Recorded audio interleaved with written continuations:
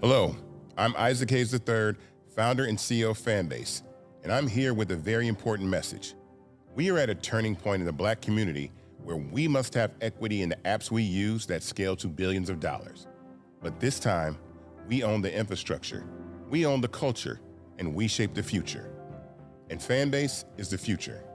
Fanbase combines the free functionality of Instagram, TikTok, and YouTube into an all-in-one platform built for the evolution of social media and monetization. With over 1.4 million users, that's real proof that we are shifting the conversation of tech ownership and equity for creators. So right now, I want you to go to startengine.com/fanbase and invest today.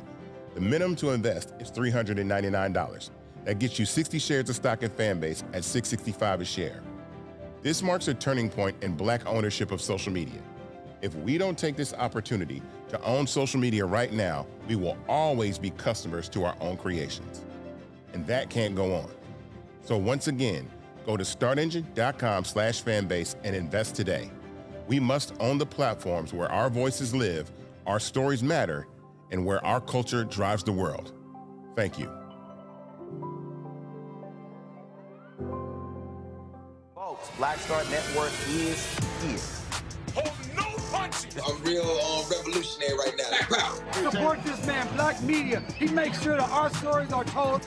Thank you for being the voice of Black America, Roland. Stay black. I love y'all. All momentum we have now, we have to keep this going. The video looks phenomenal. See, this difference between Black Star Network and Black-owned media and something like CNN. You can't be Black-owned media and be scared. It's time to be smart. Bring your eyeballs home. You dig?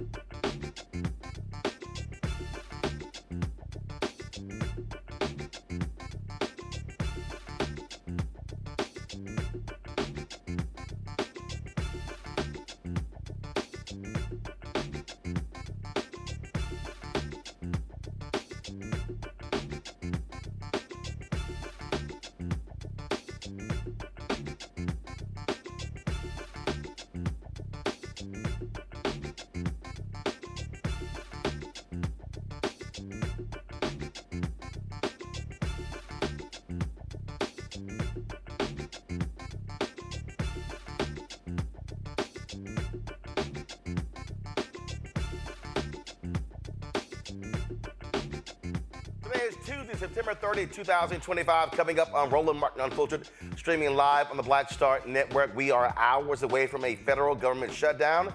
We're joined by House Democratic Leader Hakeem Jeffries to discuss what is going on Capitol Hill. Also on today's show, Defense Secretary Pete Hegseth calls all of the generals from around the world for what was essentially a stupid-ass pep rally in Virginia. He made some stupid comments. Trump made some stupid comments. And it was a complete waste of time. Also, Republicans are targeting voters in Pennsylvania, claiming Democrats rigged a state Supreme Court election. That's a lie.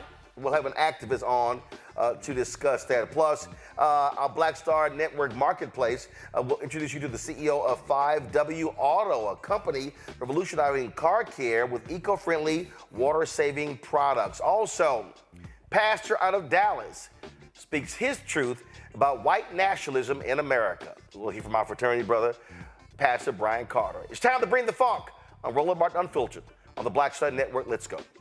He's got it. Whatever the miss, he's on it. Whatever it is, he's got the scoop, the fact, the find. And when it breaks, he's right on time and it's rolling. Best believe he's knowing. Putting it down from sports to news to politics. With entertainment just for kicks, he's rolling. It's on go, roll, y'all. It's Roland Martin, rolling with Roland now. He's funky, he's fresh, he's real, the best, you know he's Roland Martin now.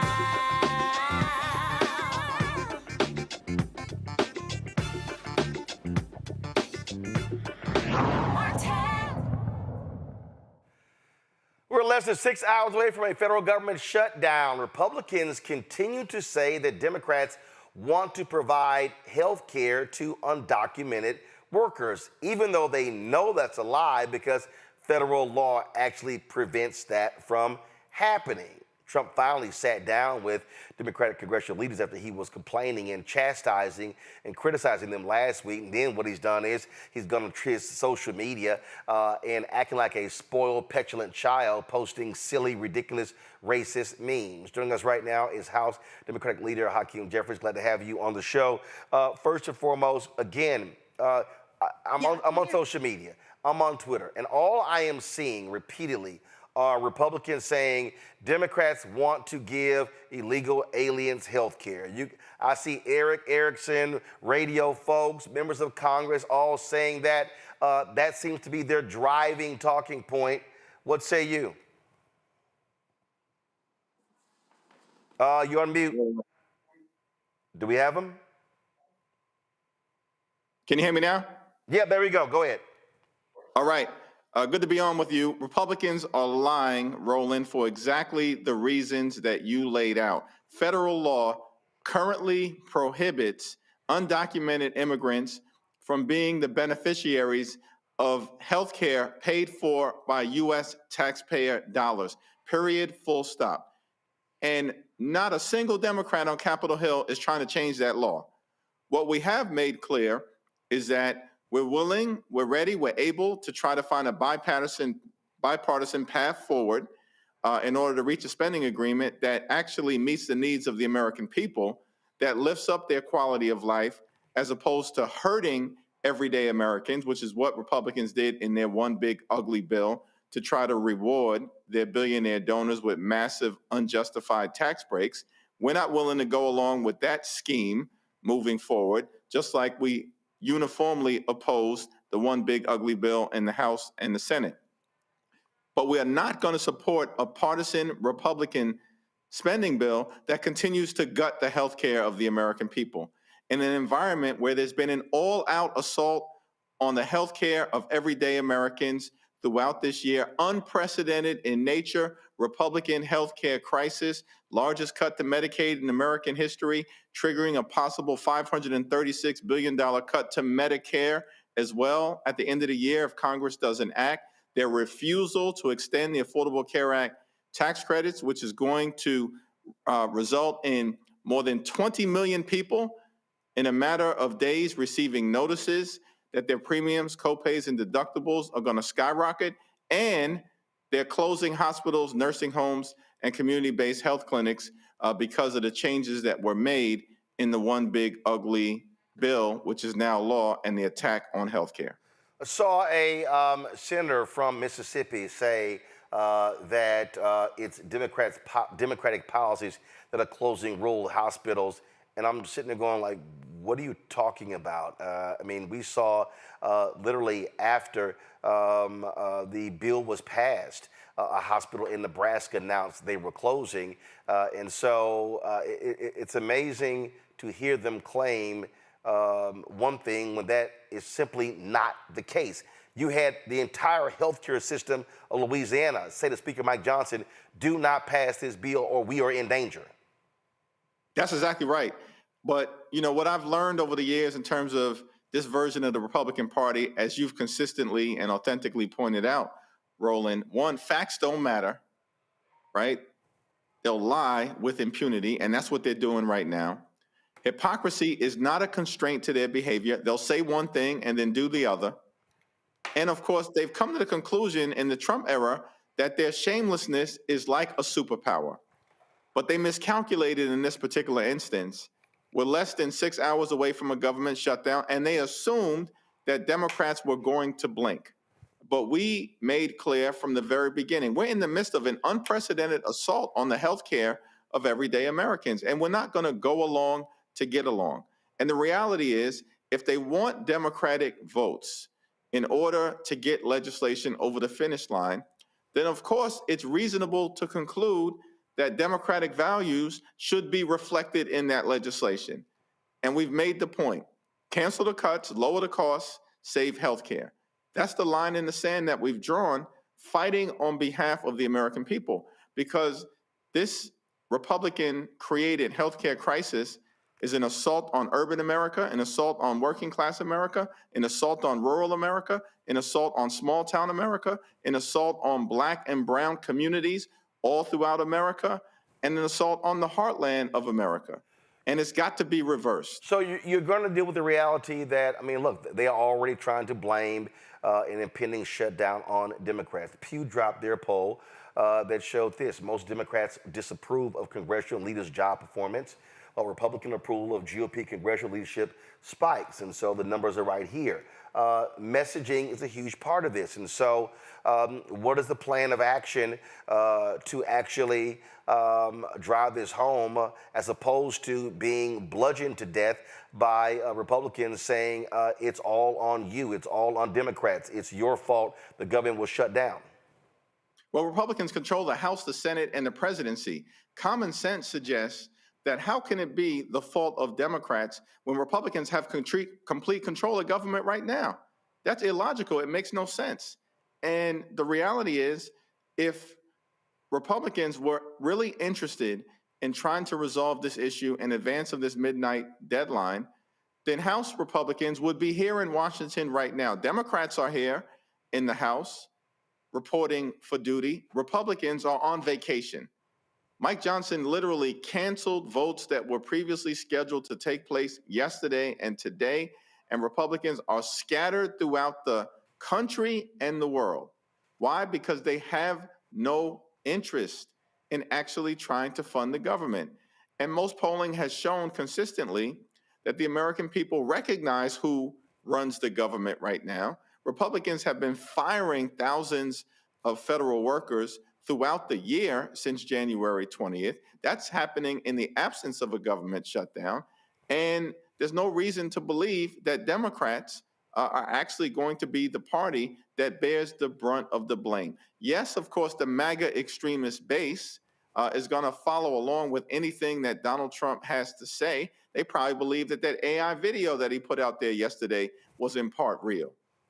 But the American people, those who have common sense, those who understand the realities of a country right now that is suffering from Republican control of government, will recognize that Democrats are on their side, fighting to protect their health care, and Republicans are the ones who've been gutting it throughout the entirety of this year, and now are refusing to extend the Affordable Care Act tax credits, which is going to trigger these dramatically increased health care costs in an environment where America is already too expensive, the cost of living is too high, the Trump tariffs are making life more expensive for everyday Americans, and Republicans continue to refuse to do anything about it. Former White House advisor, staffer Dan Coe said this here: Dems are getting on shutdown messaging. We're blowing it. We need to fight. Here's what we could have done, like safe travel. Trump's mass firings could mean no TSA agents, no air traffic controls, no NTSB investigated crashes, no FBI to investigate crimes, no prisons to send anyone to because there'll be no correction officers, no weather people, no cancer researchers, no food inspectors, no Secret Service, all potentially in the chopping block. This list could be 100 times longer. We need to remove the leverage Trump keeps building. We need to stop getting rolled. This is absurd, and I'm sick of us ceding easy wins to Trump. What say you?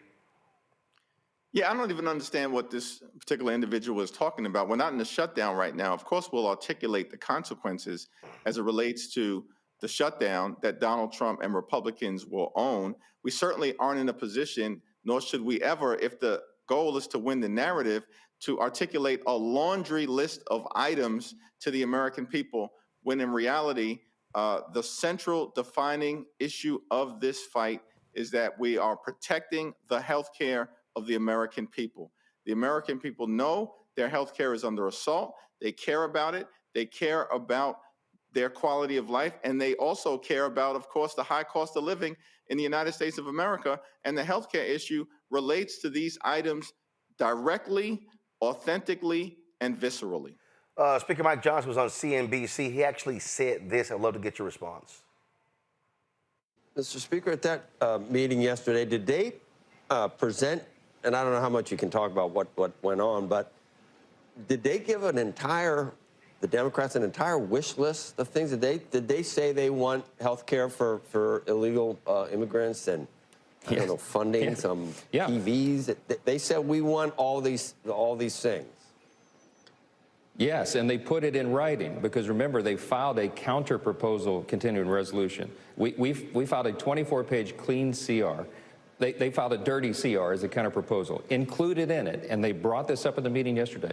They want to restore taxpayer-funded benefits, American taxpayer-funded benefits to illegal aliens, okay? We're not doing that. We got... He goes on CNBC, says, y'all put it in writing. Is there a document that you've seen? What is he talking about? Yeah, it's a stone cold lie. The reality is we introduced a continuing resolution to keep the government open. And that continuing resolution did three important things. One, it would cancel the Medicaid cuts, which are the largest cuts to Medicaid in American history and are going to be devastating to communities all across the country. Two, we permanently extend the Affordable Care Act tax credits, which benefit working class Americans all across the country. 93% of the tax credits go to people who make $63,000 or less in the United States of America. And third, there are accountability provisions to make sure that Republicans can't engage in an agreement that's bipartisan, that then is signed into law by President Trump, and then on the back end, they engage in rescissions to undo Democratic priorities and values that we believe will make a difference to the American people. We would be fools to ever enter into an agreement with them that then allowed them to back in that agreement by engaging in rescissions without Democratic votes. So there's a provision in the law that, of course, needs to change. That's our proposal. And I have no idea what Mike Johnson is talking about. But the reality is, because they don't have a defensible position, that's probably the reason why Donald Trump had no cameras in that Oval Office meeting, unlike any other high-profile meeting that he's done this year. They don't have a defensible position. They know we have them on the run. They know we're on the right side of the American people when it comes to fighting to protect their health care, as Barack Obama himself noted just a few days ago. And we're in this fight until we win this fight on behalf of everyday Americans. All right, Democratic Leader Hakeem Jeffries, we appreciate it. Thanks a lot. Thanks, man. All right, got to go to a break. We'll be right back. Roland Martin Unfiltered right here on the Black Star Network. In my book, The Power to Persist, I share 8 simple yet powerful habits, a blueprint for transforming obstacles into opportunities and pressure into purpose. Just as they fueled my rise from the South Side of Chicago to a national stage. And on the Power to Persist podcast, I bring that blueprint to life.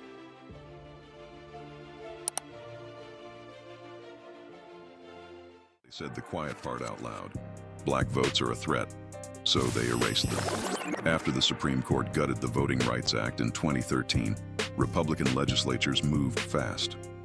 New voter ID laws, polling place shutdowns, purges of black voters from the rolls. Trump's Justice Department didn't stop it, they joined in. In 2018, his DOJ backed Ohio's voter purge system, a scheme that disproportionately erased black voters. Their goal, erase black votes and political power. Yeah, that happened. These are the kinds of stories that we cover every day on Roland Martin Unfiltered. Subscribe on YouTube and download the Black Star Network app. Support fact-based independent journalism that centers African Americans and the issues that matter to our community.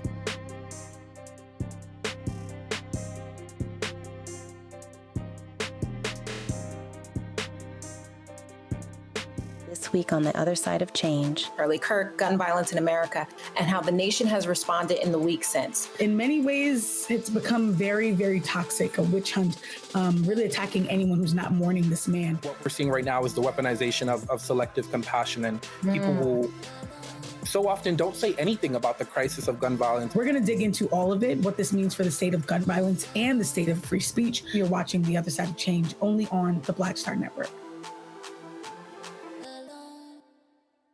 Lil Thompson with winwithblackmen.org. You're watching Roland Martin Unfiltered.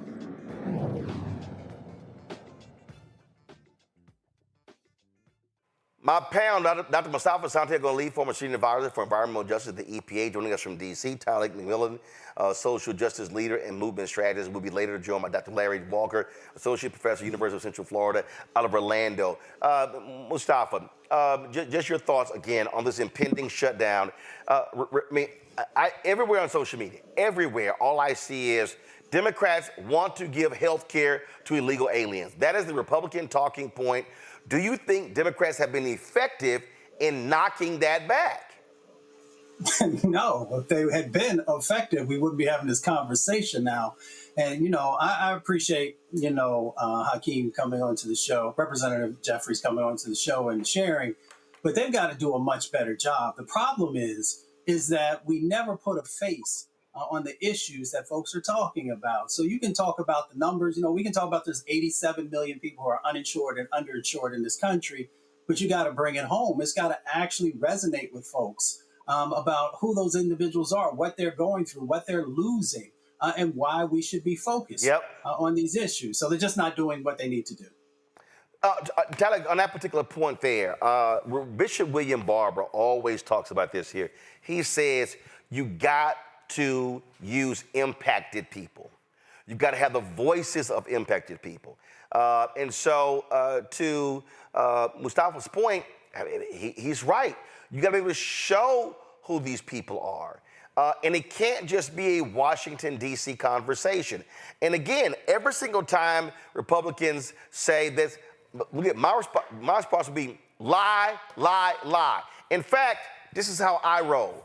If I was Democratic Leader Jeffries and my staff was monitoring that CNBC interview and Mike Johnson said that, I would have said, call the control room right now. Get me on the air while he's on the air so I can tell everybody he just lied. That to me is the kind of response, the rapid response that Democrats have to have in the moment. Not waiting for a news conference, not waiting for a tweet, but literally say, call the control room right now, put me on the air because he just lied. Absolutely, and I think we need some more fire behind what's happening right now, because this isn't politics. This is actual people's lives who will be affected. We need some Gavin Newsom energy, but on a whole new level of meeting them where their lives meet, and making it clear that this crisis is not a bipartisan failure, but it's a result of Republican obstruction and Trump's aligned extremism that is really affecting families. And as you said before, telling the stories of those who will be impacted. So those who have to make those real life,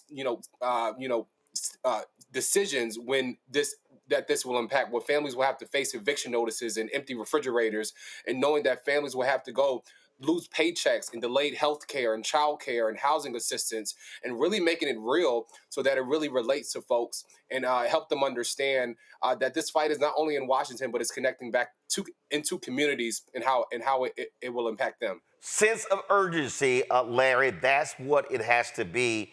We need to be hearing. And again, the numbers don't lie. The polling numbers don't lie. People do not feel as if Democratic congressional leadership are meeting the moment. Yeah, I think one of the problems we talk about, Jeffries and Schumer, is that I think that there are politicians in terms of the communication style that doesn't work anymore, and it's for an age that's long gone.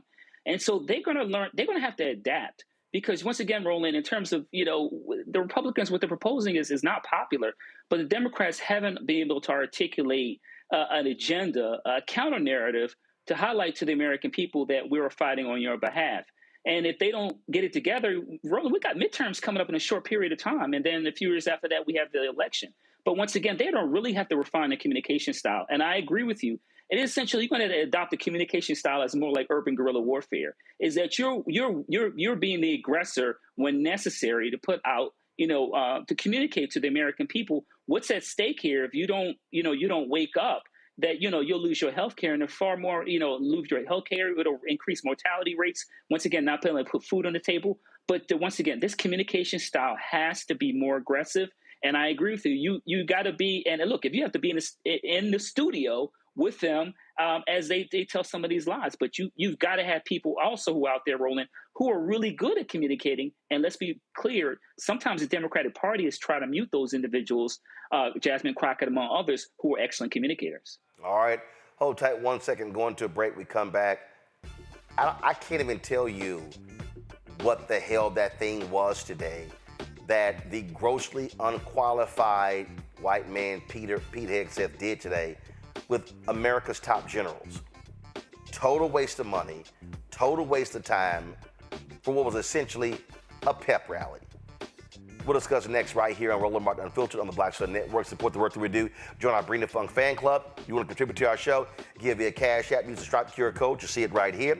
PayPal's R Martin Unfiltered, Venmo RM Unfiltered, Zelle Roland at RolandSMartin.com, Roland at RolandMartinUnfiltered.com. Download the Black Shutdown Network app, Apple phone, Android phone, Apple TV, Android TV, Roku, Amazon Fire TV, Xbox One, Samsung Smart TV. We'll be right back. Next on the Black Table with me, Greg Carr. An hour of living history with Dr. Richard Mariba Kelsey, thinker, builder, author, and one of the most important and impactful elders in the African American community. He reflects on his full and rich life and shares his incomparable wisdom about our past, present, and future. African genius is saying that my uncle was a genius, my brother was a genius, my neighbor was a genius. I think we ought to drill that in ourselves and move ahead rather than believing that I got it. That's next on the Black Table, here on the Black Star Network. What's up? It's the MCEO Talib Kweli. You are checking out Roland Martin Unfiltered.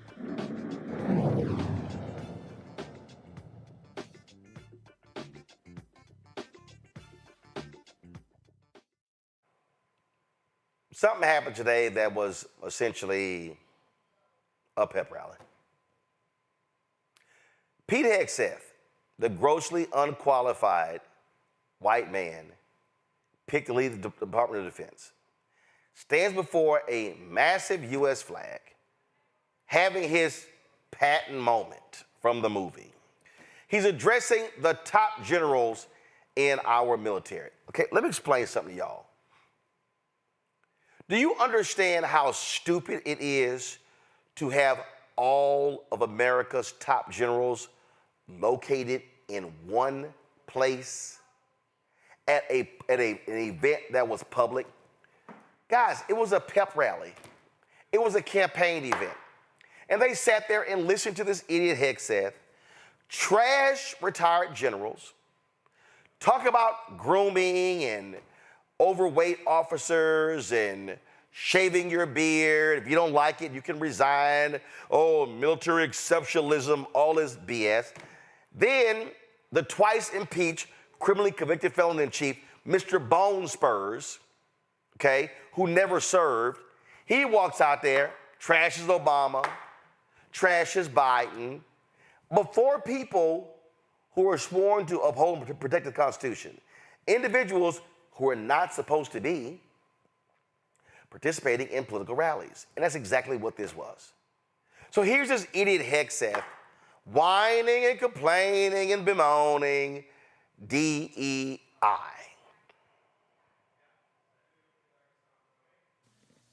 This administration has done a great deal from day one to remove the social justice, politically correct, and toxic ideological garbage that had infected our department, to rip out the politics.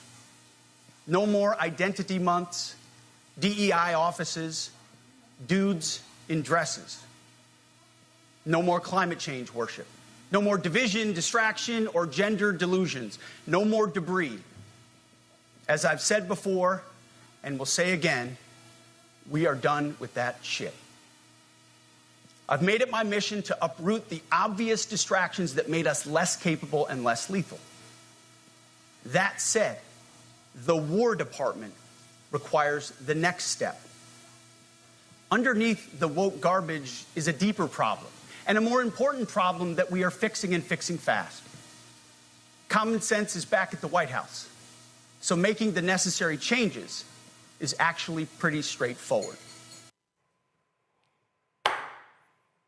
One leader said in the Politico story, we could have did this in an email.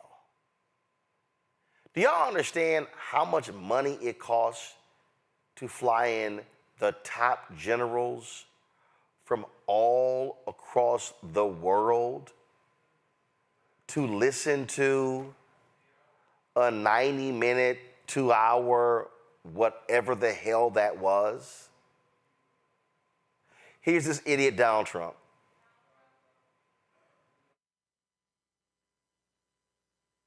It was really a stupid person that works for him mentioned the word nuclear. I moved a submarine or two, I won't say about the two, over to the coast of Russia, just to be careful, because we can't let people throw around that word. I call it the N-word.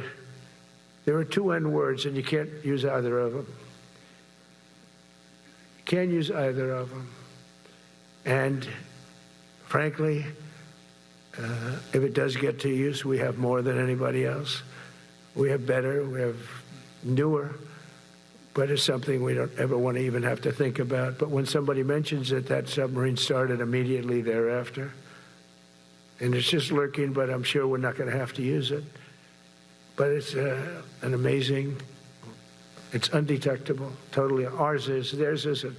Theirs are totally detectable. We can detect them easily. We go right to the spot.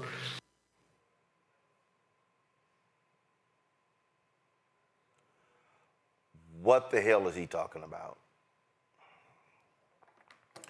Retired Lieutenant Colonel Cleo Davis joins us right now, the U.S. Army. Her memoir is Forged in Battle, African-American Officers Serving in the United States Army. Glad to have you here. Glad to be here. I don't even know where to start from the sheer stupidity of what the nation's top brass had to endure in that pep rally. You want me to start? Go right ahead. Yeah. I mean, we have a gentleman who is the head of the Secretary of War, who was a captain and then, I understand, a major in the National Guard. He is talking to general officers, but he's speaking from the level in which he knows. He started talking about being a platoon leader, and he goes forward to being a platoon leader. So that's what he understands. He's talking to people who have put their lives on the line for this country for years and that are qualified to be general officers. So, of course, it was a pep rally. Nothing to be really upset about unless you want to get into the eaches of what he said. Well, this idiot is standing there, we're not the Chiarellis and the Millens, and you don't stand in front of generals and shit on previous chairmen of the Joint Chiefs of Staff and top leaders of America's military. People who folk in that room served with, served under, who they actually led. That to me that's not what you do with the military of the United States. Well, obviously, the whole intent was a bullying escapade. I mean, no leader brings their people forward to say, hey, I'm the leader, and now I'm going to show you something different, or we're going to do something different. Every Secretary of Defense, as well as now this Secretary of War, has an opportunity when he goes into his office to set up a national military strategy, which is in writing. And some of those very gentlemen that were in that office today will help him draft it. So the purpose of bringing everyone in front, for him to be in front of everyone and then let the world see it, is just, to me, it seems as though a little insecurity maybe for a young man who is really in some big shoes. Yeah, he's standing there. It was a television presentation. This is what I keep saying about these people. Everything is a TV show. That's all this was. That's all this was. This was, here I stand. I am the mighty Peter Hegseth, and I'm the Secretary of War leading the War Department, and sitting before me all of the people who work under me, all of my generals. And Donald Trump has actually said before, my generals, when that's not how they should be referred to in this country. No, and this would be laughable if he didn't say other things that were even more important. First, the fact that he's calling the Department of Defense the Department of War is significant, and should be significant to people in this country, because the word defense is actually in the Constitution, and that we are sworn to protect and defend the Constitution. So the fact that he put war, which he has not explained to anyone as yet, why war replaced defense, is something we should be concerned about. But also, in his speech, he pointed out a number of, I don't know, during his diatribe, he pointed out a number of things that we should be focused on. One is when he singled out shaving as a requirement for being in the Army. Now, most of us know about pseudofolliculitis. Mostly African Americans or men with curly hair have it. And for him to require all of them to cut and shave, smooth shave, will impact some of them. But that's something that's also can be overcome if the right people get in and fix that problem with shaving bumps. The thing is, when you have someone young who doesn't know what leadership really is, other than what he read in a book, who hasn't been challenged like the men he had in the auditorium today, you might get this. Would be the same if we put a private in charge of the NCO Corps. They may have a lot of great ideas, but those ideas aren't necessarily practical for the war, the battlefield, or for any war that we may engage in this country. Now, I want to say I am a retired military officer, and he placed a few challenges there for me, but nothing that I would be afraid of. Physical fitness, I've been out of the Army 25 years, so you can imagine I was fit when I was in the Army. Women being able to do whatever job that he wants to put out there, he's going to be surprised. Because if we know our jobs and you have a standard, they are going to meet the standard, along with DEI. That is something that didn't come from the military. The military is apolitical. DEI came from something else. If they take it away, no one is going to boo-hoo taking that away. Because once the standard is set, soldiers and officers in the United States military are going to meet those standards. So this was a feel-good moment, and I appreciated seeing it. But I don't want anyone to be afraid that the military is in trouble, as long as he does what he says. He said it's going to be meritorious. that it's going to be based on merit. And that's what my book is about. Being the best, but not being awarded or rewarded according to merit. So if he does that, we're happy. There's a political story. Could have been an email. Officials balk at Hegseth General's meeting. And in here, it said numerous defense officials were scratching their heads saying what the hell was going on. More like a press conference than briefing the general, said one defense official. Could have been an email. 90 minutes, and it said it had the feel of a Hollywood production. Donald Trump comes out and tells these generals they can have a good time. The military code says you don't clap, you don't laugh, you don't speak, you just listen. I mean, that's also just what's so stupid here, okay? That, sure, there was a moment where some chuckled, some had went all sort of stuff, but anybody who understands the code of the military knows that when they're being addressed by the person occupying the White House, I don't call them the president, when they're being addressed by the Secretary of Defense, not Secretary of War, there's a code of conduct they are to abide by. Yes, the military and the officers in it are apolitical. So it didn't matter what party the president was as he stands there. I mean, I'm saying that we're going to follow the orders. We're going to fight the nation's wars. This is not new. So this was a presentation, from my perspective, watching it, for those two gentlemen to feel good about the positions they're in, and maybe for the secretary to assert some authority over people who have really earned their rank. Well, and also let's keep in mind, I mean, we were dealing with individuals who you've seen Hegseth fire a number of generals. And they've removed a lot of folks who have been in the chain of command because they want absolute loyalists and not people, they want loyalists to Trump, not people who are loyal to the Constitution. Now that's going to be, he's going to have to do a lot of picking to make that happen. I mean, what he did as far as removing the senior generals, I don't know exactly what his thought process was. He had none. To us, he had none. But to us, it appears that he was removing people because of not their qualifications, not because of their merit, but because he wanted a gender-neutral, race-neutral leadership. That's what it appears to be, and that's just my opinion. Of course, it's not going to, when it comes down to the military, you're not going to have an all-of-one-anything military. The military needs diversity, even though it may not need DEI. The military needs women service members because we're not going to be able to round out the force without them. That has been tried before. The people that are in the military that join as privates, that come in as lieutenants, are not getting any special privileges.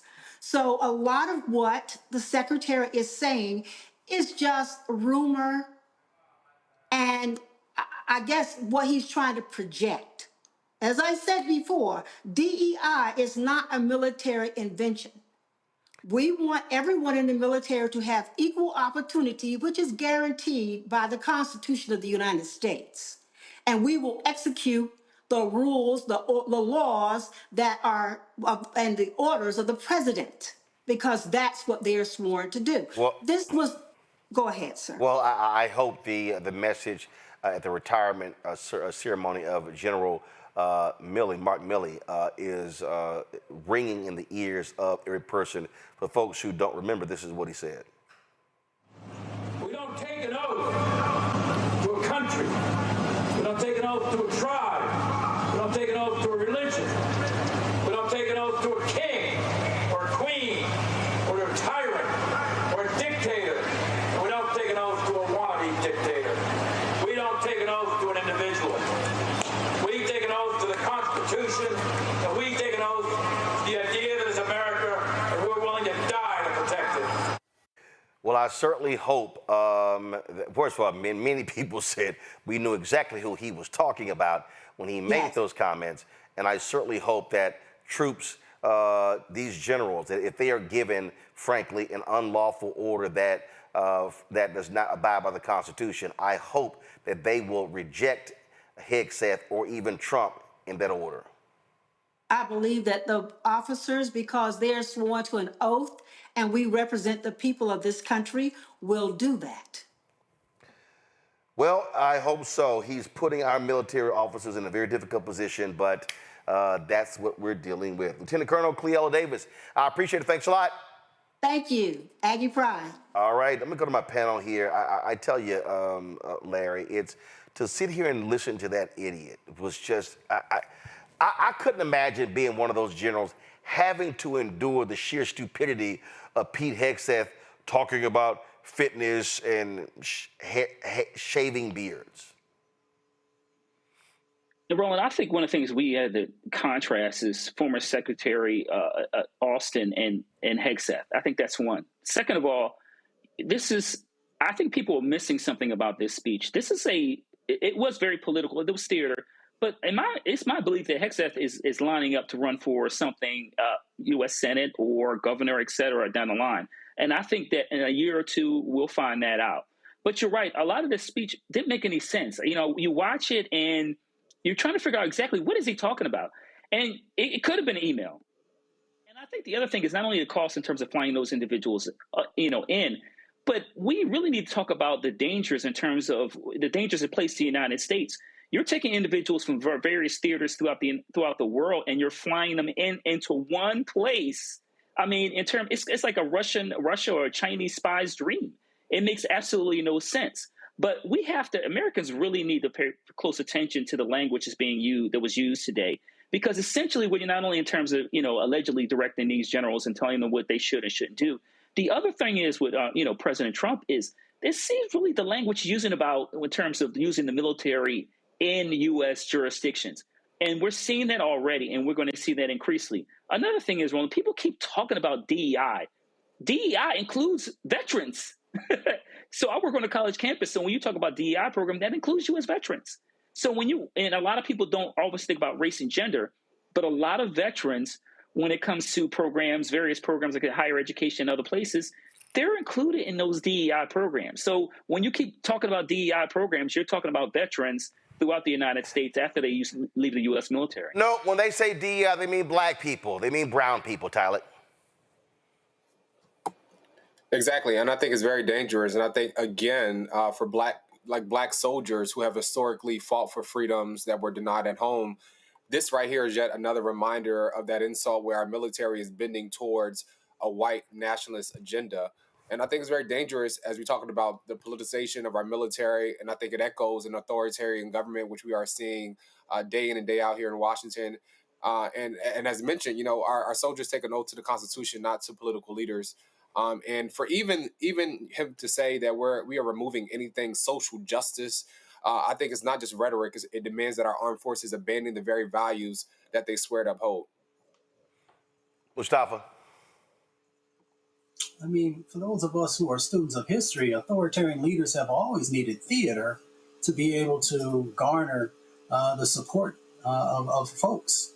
So we just need to be clear. All you got to do is go back and take a look at Mussolini. You can look at Hitler. You can look at a number of folks throughout history who are now labeled as authoritarian leaders and how they used certain moments to be able to, one, show that they had power, two, to get people in a line, and three, to continue to feed sort of the rhetoric that would become commonplace in many of the societies that began to allow the erosion or the erasure of rights.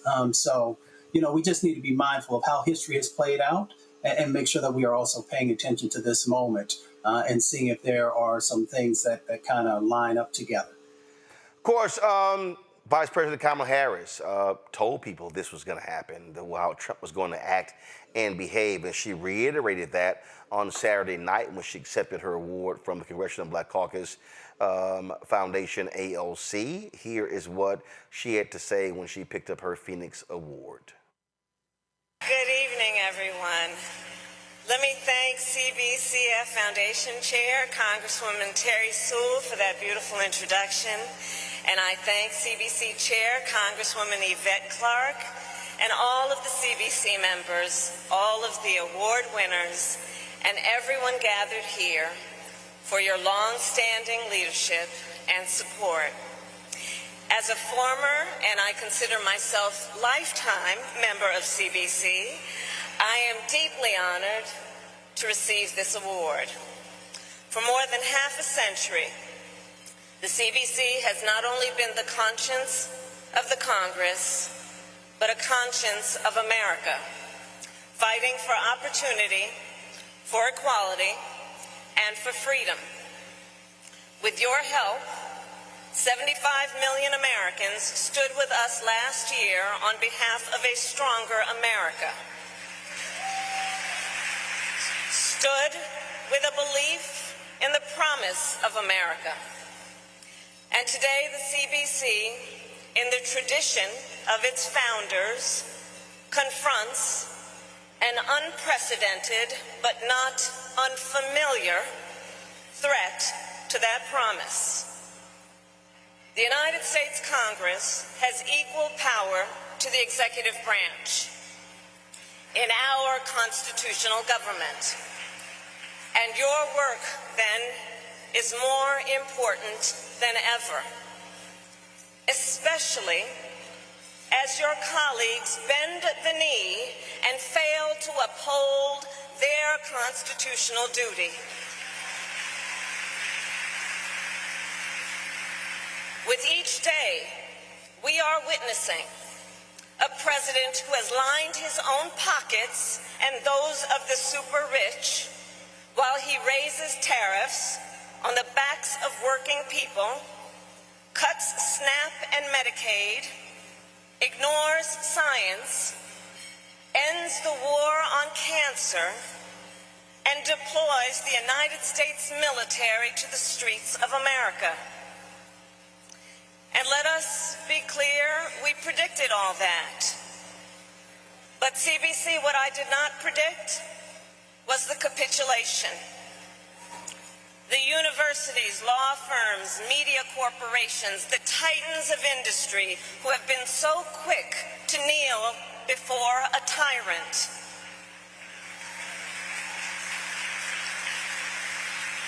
But I'll tell you who refuses to capitulate: the people. When a president with a fragile ego couldn't take a joke and brought down the weight of the federal government to silence the voice of a citizen, folks spoke with their pocketbooks this week, and Jimmy Kimmel is now back on the air.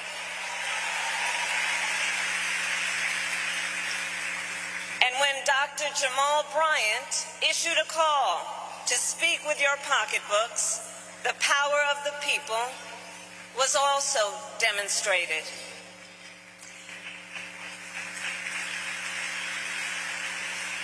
A time such as this demands that the leaders in this room remind the people of their power. Speak truth and speak with courage, even when you don't have all the answers. A time such as this demands that we win the midterms and enforce checks and balances on this unchecked, incompetent, unhinged president.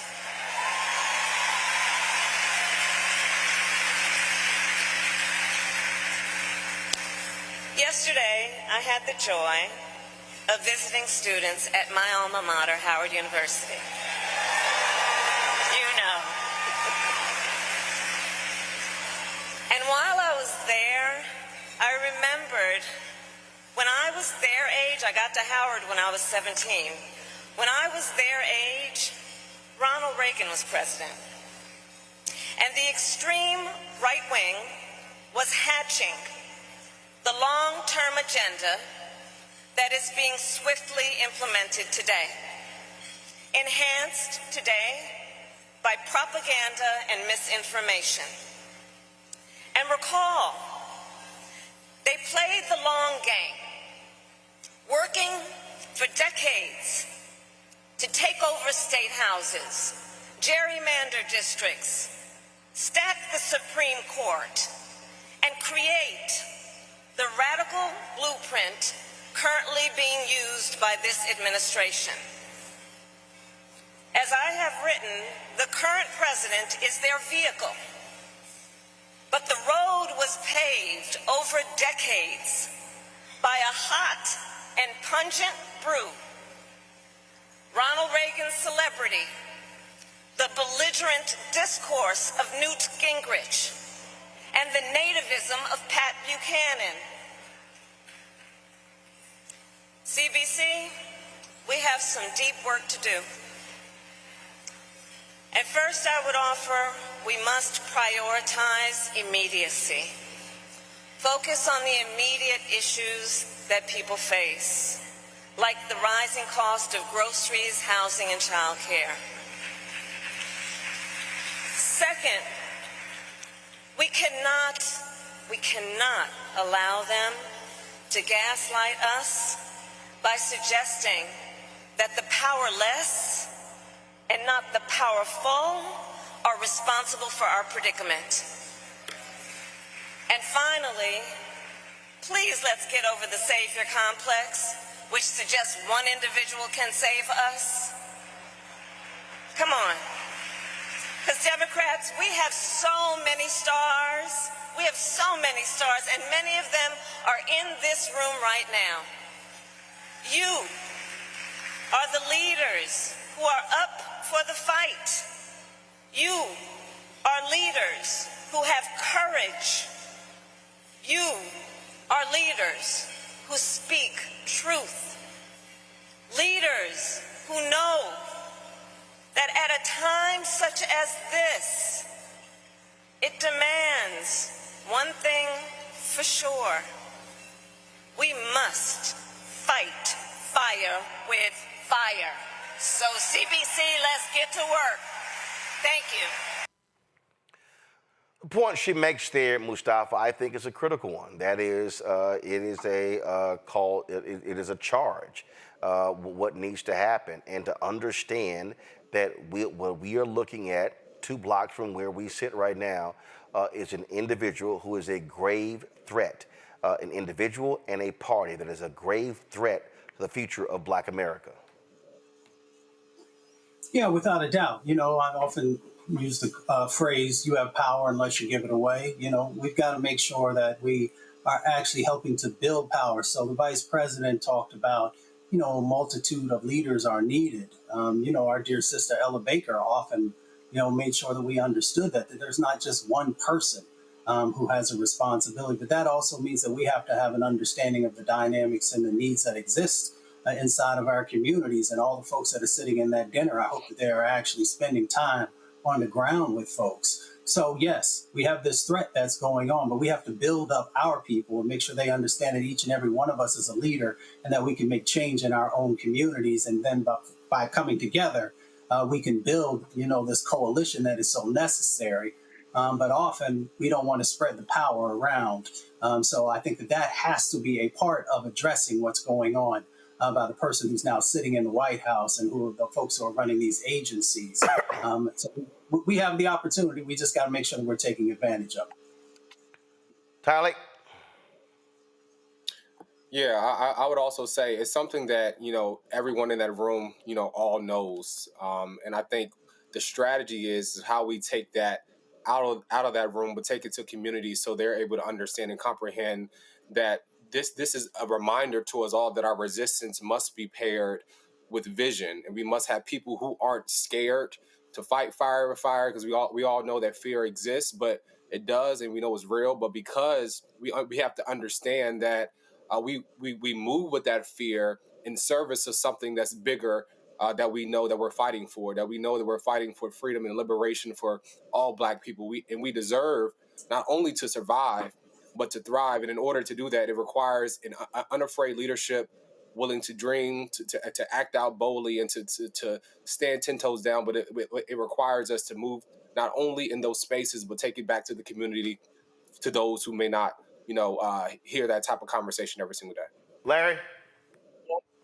Roland, really quickly here. She said something that I think a lot of people miss, and she made the connection between Newt Gingrich, she mentioned him, the contract with America, she didn't say that, and Project 2025. For folks who don't understand how we got here, go back and look at the contract with America. She mentions a few of the Pat Buchanan, et cetera. It's been building to this. We didn't just arrive here. Newt Gingrich and the Gingrich Revolution is part of how we got to Project 2025. So I encourage people to go out and check out some of the, go back and look at the contract in America and impact on, policy in the United States. And remember that, Black people have encountered challenges like this in the past, and the CBC has always led the way. And we need to continue to see them to reach those heights again. Absolutely. All right, folks, got to go to a break. We come back. Republicans lie about a Supreme Court seat in Pennsylvania. We'll discuss that next. Also, man, did Congresswoman Jasmine Crockett clap back on Byron Donalds to his face about his youthful indiscretions. And Dallas pastor Brian Carter weighs in on white Christian nationalism here in the United States. You're watching Roland Martin Unfiltered right here on the Black Star Network. In my book, The Power to Persist, I share 8 simple yet powerful habits, a blueprint for transforming obstacles into opportunities and pressure into purpose. Just as they fueled my rise from the South Side of Chicago to a national stage. And on the Power to Persist podcast, I bring that blueprint to life.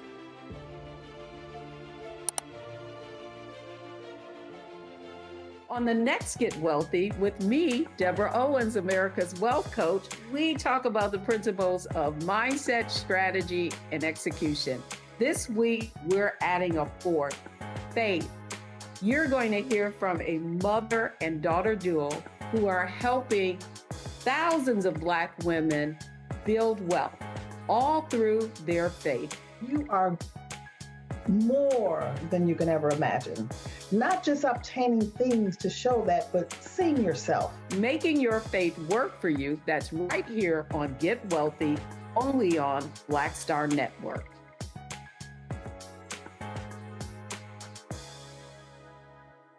Hello, I'm Paula J. Parker, truly proud on the Proud Family. I am Tommy Davidson. I play Oscar on Proud Family, Louder and Proud. Hi, I'm Jo Marie Payton, voice of Sugar Mama on Disney's Louder and Prouder, Disney Plus. And I'm with Roland Martin on Unfiltered.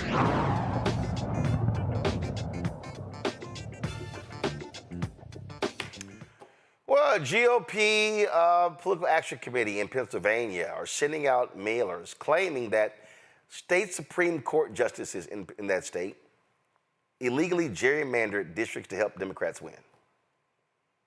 That's not quite what their role is. The postcard sent by the Commonwealth Leaders Fund, a political action committee tied to Pennsylvania's richest man, Jeffrey Yazd, features a map with oddly shaped districts circled in red. It's one of several recent mailers and digital ads that have sparked outrage among Democrats who call it a deceptive tactic in this year's high-stakes judicial elections. Now, the map pictured, y'all, do y'all have the map? Okay, all right, fine. The map pictured wasn't drawn by the state Supreme Court. Who drew it? Republican legislators. Yeah. Now, the maps were struck down by the state Supreme Court, calling it an unconstitutional gerrymander. But you see how they're trying to play the game. Joining us right now, Nydia Graves, lead Democrat leader for One Pennsylvania, a civic organization. Glad to have you here. So here's the thing that's crazy, and people need to understand why this matters. Because Republicans have been pissed off as the Pennsylvania State Supreme Court has ruled against their shameful antics for the last several years, including the 2020 election, when Trump still complains that he felt that the state Supreme Court just created law when we were in the middle of COVID.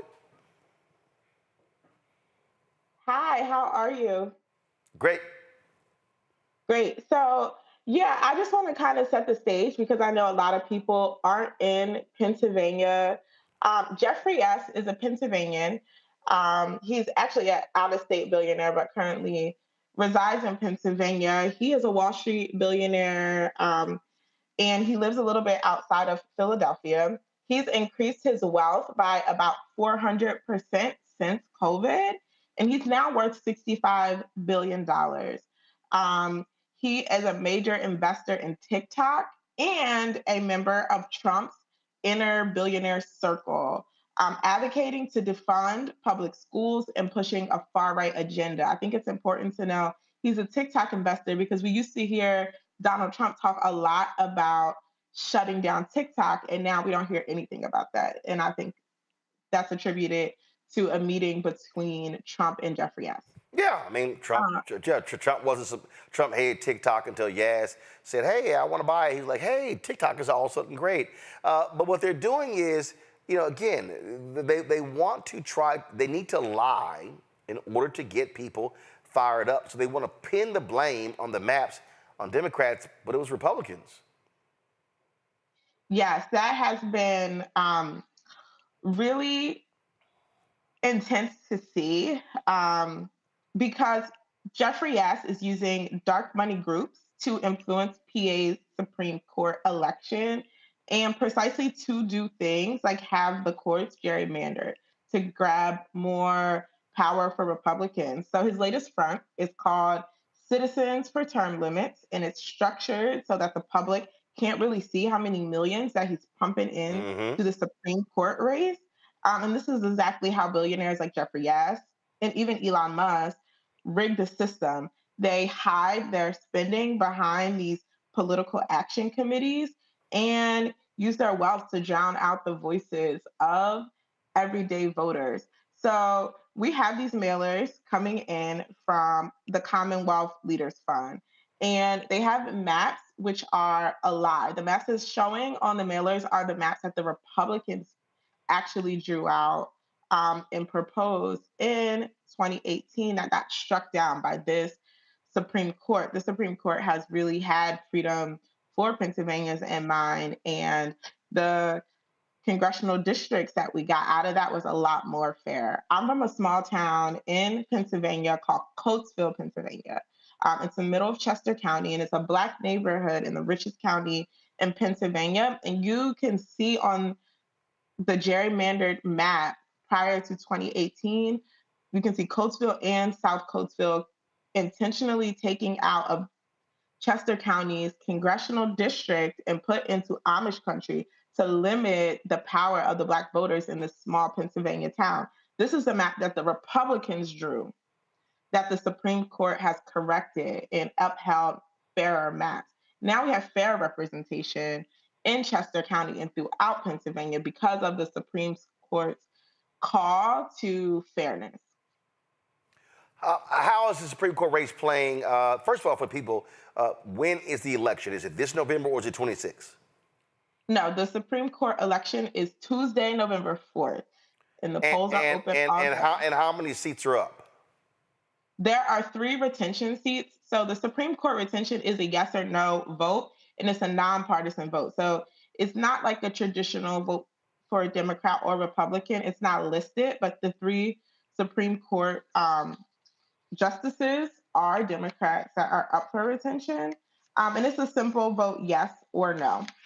And so that is going to likely be on the back of your ballot in Pennsylvania because they can sometimes get buried in the ballot. So it's important to vote yes because there's 7 people on the PA Supreme Court. And even if one of these Supreme Court justices lose their seat, it could throw off the balance of power in Pennsylvania's court system.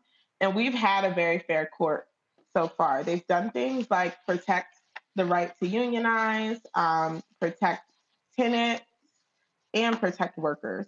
And so we definitely have had a fair Supreme Court, and they've been our last line of defense against our United States Supreme Court. So we call it SCOPA here, and we say not to be confused with SCOTUS, so people can understand when we talk about the PA Supreme Court versus the U.S. Supreme Court. Are you seeing high engagement among African Americans regarding the state Supreme Court races? Typically, people aren't very involved in judicial races in general.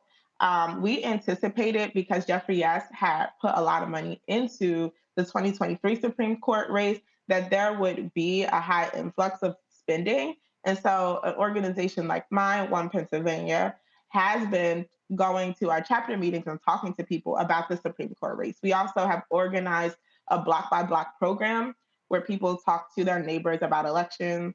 And so we've been talking to people at their doors about the Supreme Court race because it's just that important to us. All right, then. Well, we certainly hope folks do get engaged and understand that keeping Republicans from controlling state Supreme Court are so important because, again, we've seen what happened in Wisconsin, Ohio, North Carolina, how when Republicans have controlled the state Supreme Court, Texas as well, they have ruled against the interests of Black people. Absolutely. And I think like what happened in Wisconsin, Elon Musk made that the most expensive judicial race in United States history. And Musk said specifically that he was interested in redistricting in Wisconsin, and that's what got him involved in the race. We see what's happening in Texas, and we know that this is billionaires' playbook to take a lot of the money and continue to have wealth disparity. They want to have so many courts and no checks and balances so they can continue to deregulate, to privatize, and make sure that specifically poor and working class Black people do not have power in this country. This is a specific playbook that comes out of the Reagan era. All right. Well, we appreciate it. Keep up the good work. Thanks a lot. Thank you so much. All right, folks. Got to go to break. We come back. The Crockett Chronicles. Man, Congresswoman Jasmine Crockett, let's just say she just smacked the help Byron Donalds.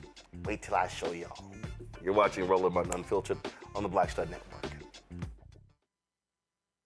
This week on The Other Side of Change. Charlie Kirk, gun violence in America, and how the nation has responded in the week since. In many ways, it's become very, very toxic, a witch hunt, really attacking anyone who's not mourning this man. What we're seeing right now is the weaponization of selective compassion and people who so often don't say anything about the crisis of gun violence. We're going to dig into all of it, what this means for the state of gun violence and the state of free speech. You're watching The Other Side of Change only on the Black Star Network. Hello, I'm Isaac Hayes III, founder and CEO of Fanbase, and I'm here with a very important message. We are at a turning point in the Black community where we must have equity in the apps we use that scale to billions of dollars. But this time, we own the infrastructure, we own the culture, and we shape the future. And Fanbase is the future. Fanbase combines the free functionality of Instagram, TikTok, and YouTube into an all-in-one platform built for the evolution of social media and monetization. With over 1.4 million users, that's real proof that we are shifting the conversation of tech ownership and equity for creators. So right now, I want you to go to startengine.com/fanbase and invest today. The minimum to invest is $399. That gets you 60 shares of stock in Fanbase at $665 a share.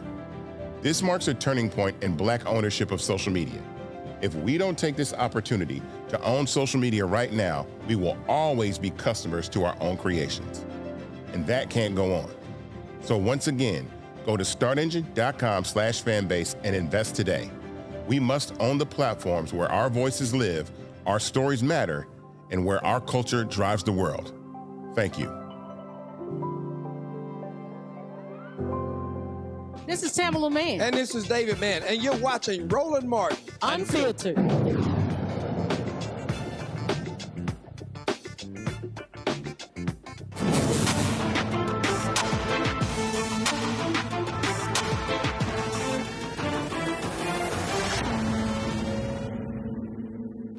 All right, folks. So when Congress was voting on the this D.C. bill that dealt with the issue of crime, was introduced by Florida Congressman Byron Donalds. He took to the floor of the House to share why he thought this bill should be passed. Well, Congresswoman Jasmine Crockett, let's just say she had a few words for him, saying, you're mighty hypocritical, Byron. Here's what he said, and then what she said.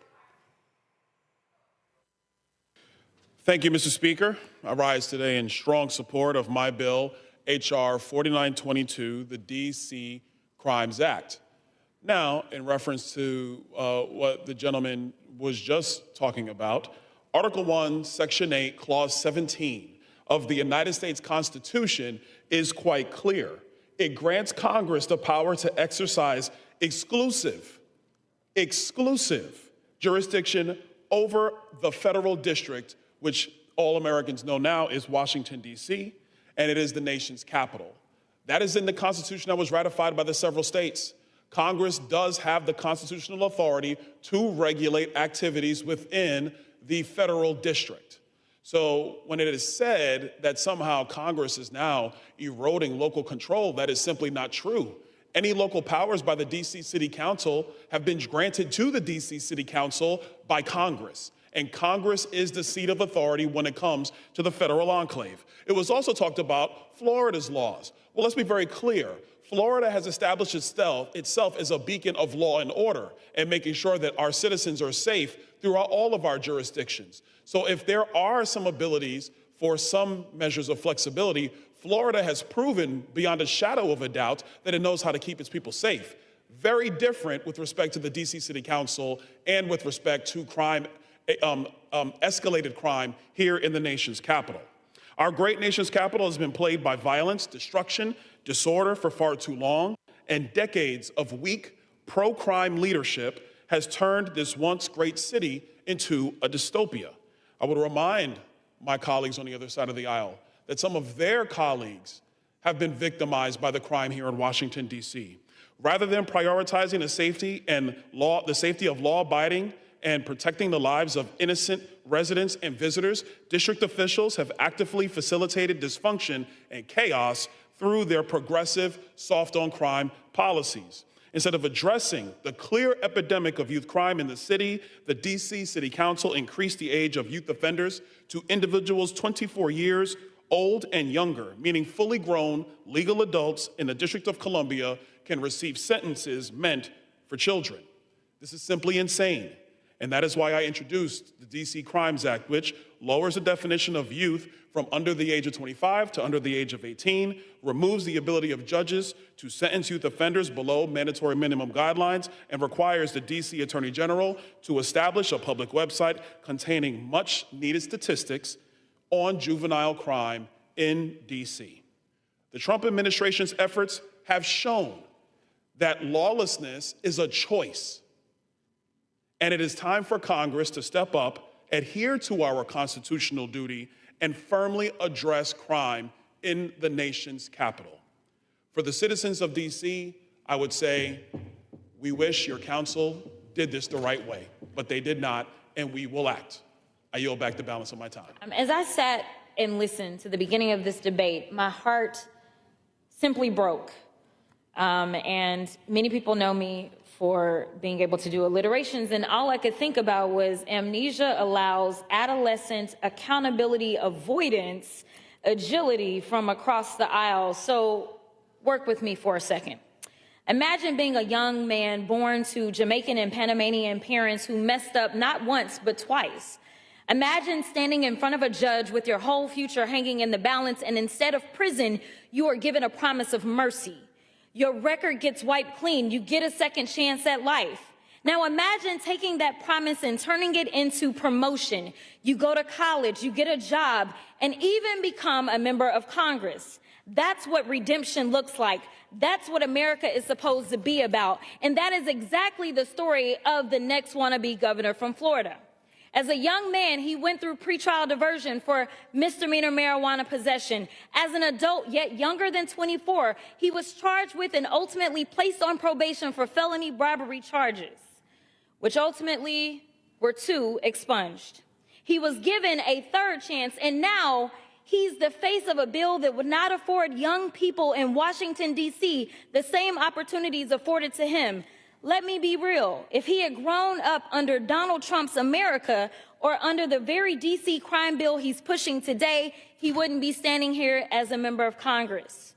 He'd still be living with the weight of those charges. So let's call this what it is, opportunities for me, but not for thee. He climbed the ladder of redemption, and now he's yanking it right up from the D.C. youth. See, most of us were taught to lift as you climb, but clearly some have forgotten to lift as they climb, and now they are committed to telling the next generation to pull themselves up by their bootstraps. I will not sit quiet while a man who was saved by grace turns around and tries to snatch grace away from others. If we're going to be real about crime, about communities, time about... has expired. I'd like to yield for an additional minute, please. The gentlewoman is recognized. About second chances and even third chances, then it needs to start with us looking in the mirror and remembering that even the author of this bill has a story too before he tries to lecture DC on safety. And it would be complete hypocrisy to have, hypothetically, someone convicted of 34 felonies to lecture DC on what to do with youthful offenders who have been scientifically shown not to have fully developed brains under the age of 25, especially if said multi-count convicted felon was in his 70s when he was convicted. What would be his excuse? Because his brain would be fully developed. And with that, I will yield back.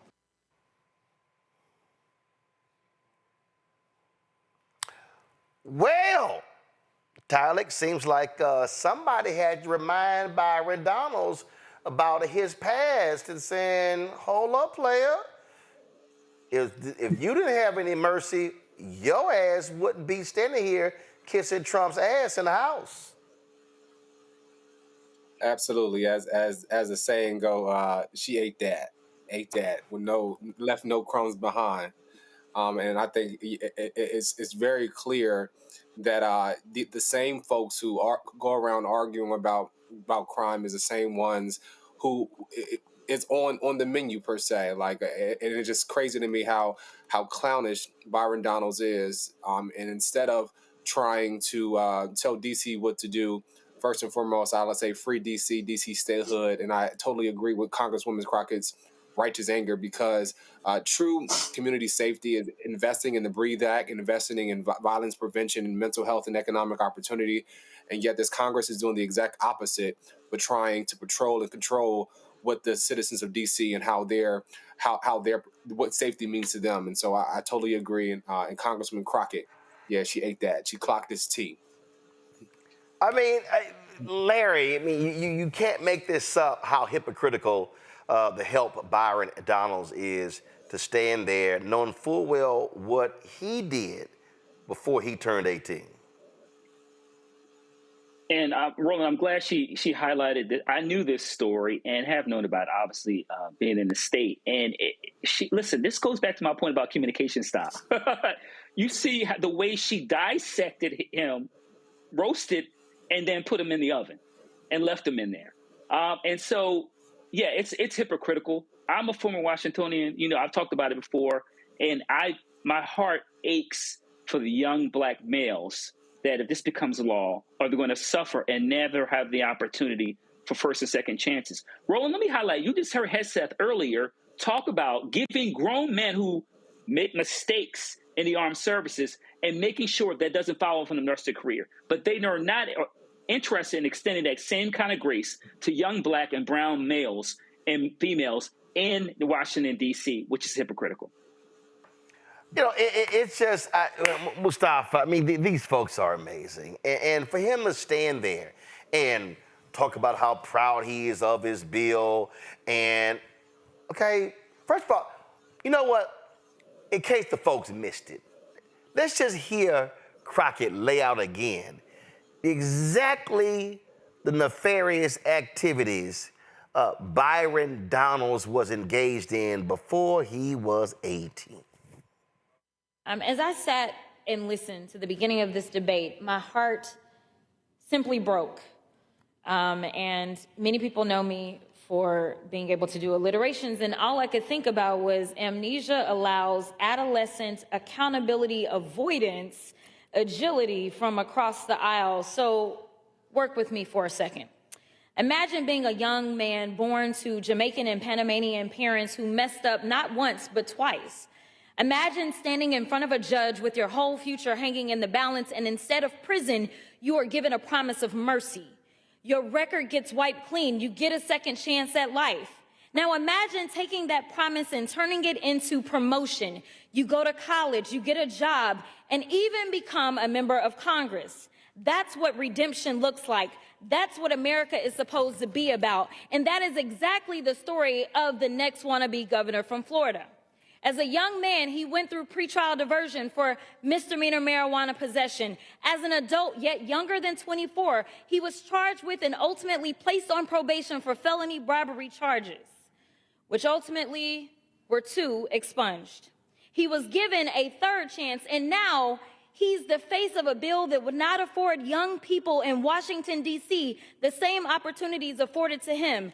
Let me be real. If he had grown up under Donald Trump's America or under the very D.C. crime bill he's pushing today, he wouldn't be standing here as a member of Congress. He'd still be living with the weight of those charges. So let's call this what it is, opportunities for me, but not for thee. He climbed the ladder of redemption, and now he's yanking it right up from the D.C. youth. See, most of us were taught to lift as you climb, but clearly some have forgotten to lift as they climb, and now they are committed to telling the next generation to pull themselves up by their bootstraps. I will not sit quiet while a man who was saved by grace turns around and tries to snatch grace away from others. If we're going to be real about crime, about communities, Gentlelady's time has expired. I'd like to yield for an additional minute, please. Gentlewoman is recognized. About second chances and even 3rd chances, then it needs to start with us looking in the mirror and remembering that even the author of this bill has a story too before he tries to lecture D.C. on safety. And it would be complete hypocrisy to have, hypothetically, someone convicted of 34 felonies to lecture D.C. on what to do with youthful offenders who have been scientifically shown not to have fully developed brains under the age of 25. Especially if said multi-count convicted felon was in his 70s when he was convicted. What would be his excuse? Because his brain would be fully developed. And with that, I will yield back. Mustafa. What do you say to that? I guess we start with, skin folk and kinfolk. You know, kinfolk actually focus on how do we help to heal our community? How do we make sure that our community has the resources they need, especially young people, to navigate all the challenges that are placed in front of them. Skin folk forget where they come from. Skin folk also stand up in front of America and lie to America. They forget the fact that they come from a state that is in the top 20 for murders. They forget that they also had 1,066 murders in the last statistics that we have in front of us, and they had 30 mass shootings.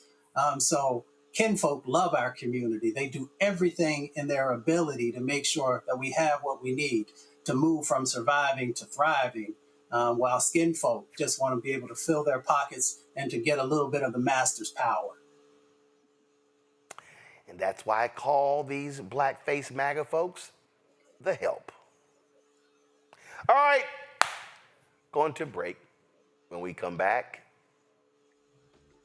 Pastor Brian Carter, Concord Baptist Church in Dallas, talks about white Christian nationalism.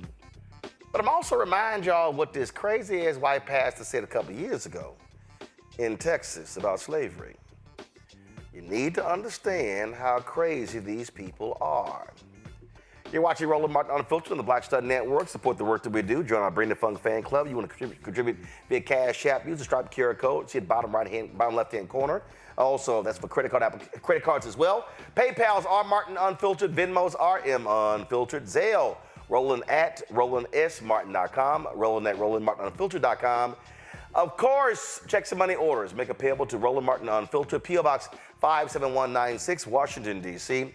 2003 7-0196. Back in a moment. Said the quiet part out loud.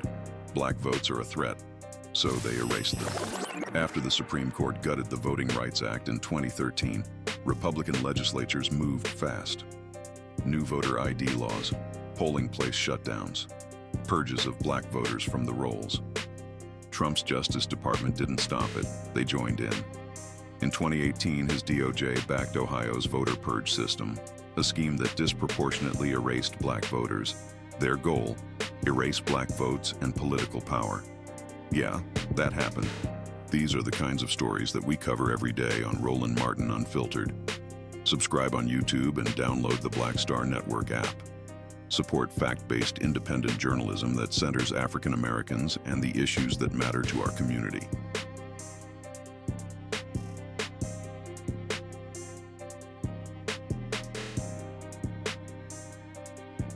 This week on the other side of change. Charlie Kirk, gun violence in America, and how the nation has responded in the week since. In many ways, it's become very, very toxic, a witch hunt, really attacking anyone who's not mourning this man. What we're seeing right now is the weaponization of selective compassion, and people will so often don't say anything about the crisis of gun violence. We're going to dig into all of it, what this means for the state of gun violence and the state of free speech. You're watching The Other Side of Change only on the Black Star Network. Next on the Black Table with me, Greg Carr. An hour of living history with Dr. Richard Mariba Kelsey, thinker, builder, author, and one of the most important and impactful elders in the African American community.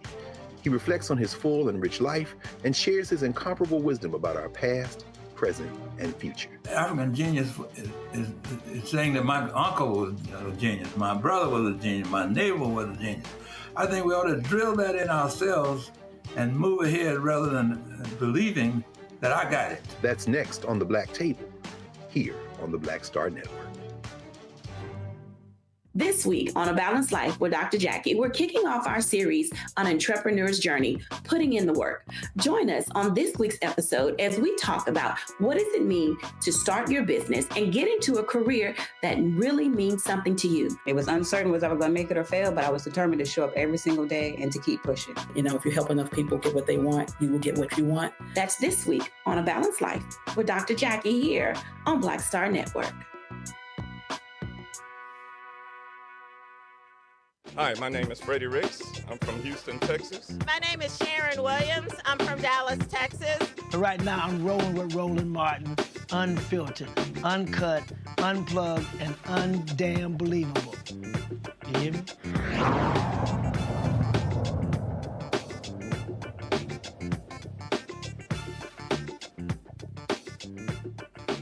All right, you've got some really racist white preachers out here. And they can run around, they can talk about how Charlie Kirk loved Jesus Christ and all that sort of stuff, but he made a lot of racist comments, and these things happen.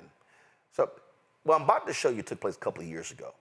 So this white man, his name is Mike Keller, and he was delivering a sermon that was pretty crazy. He was speaking at Fair Park Baptist Church.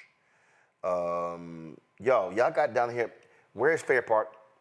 That y'all don't have the city and state in here, which I don't understand why. So I need y'all to find that and tell me, so we tell people where this is.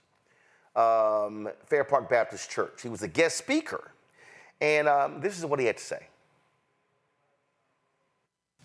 This is how you change America, okay? In my humble opinion. Hey, think about it.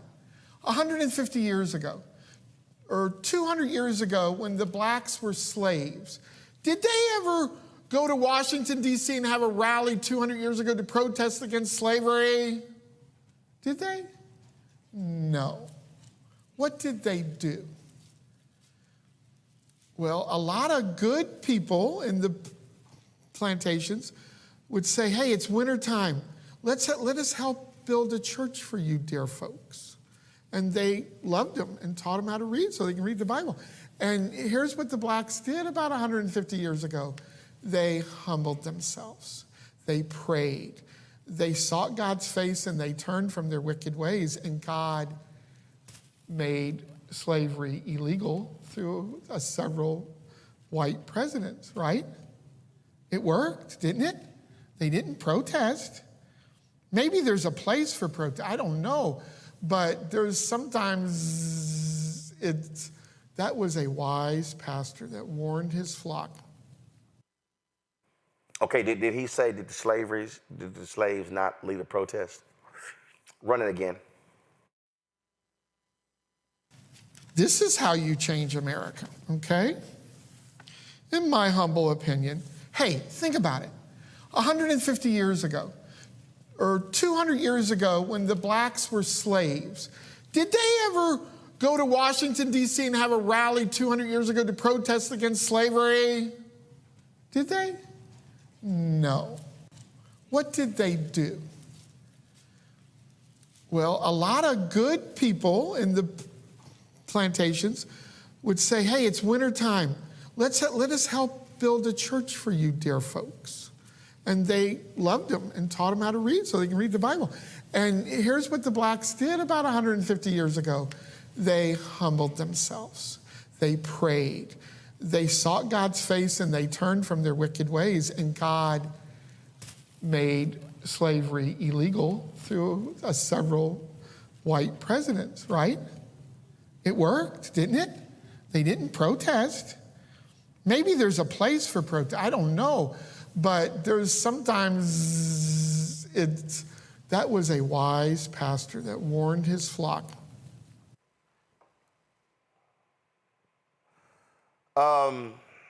The church released this statement. Fair Park Baptist Church affirms that racism and slavery are wrong, sinful, and violate the scriptures. As a part of our faith, we would never condone slavery or tolerate any kind of prejudice against people of color. Did y'all hear anybody in that church object? No. Did y'all see what I'm saying? See, this is what we're talking about here. Did nobody object in the church? Did nobody say, that's some nonsense you saying right here? Y'all see what I'm talking about?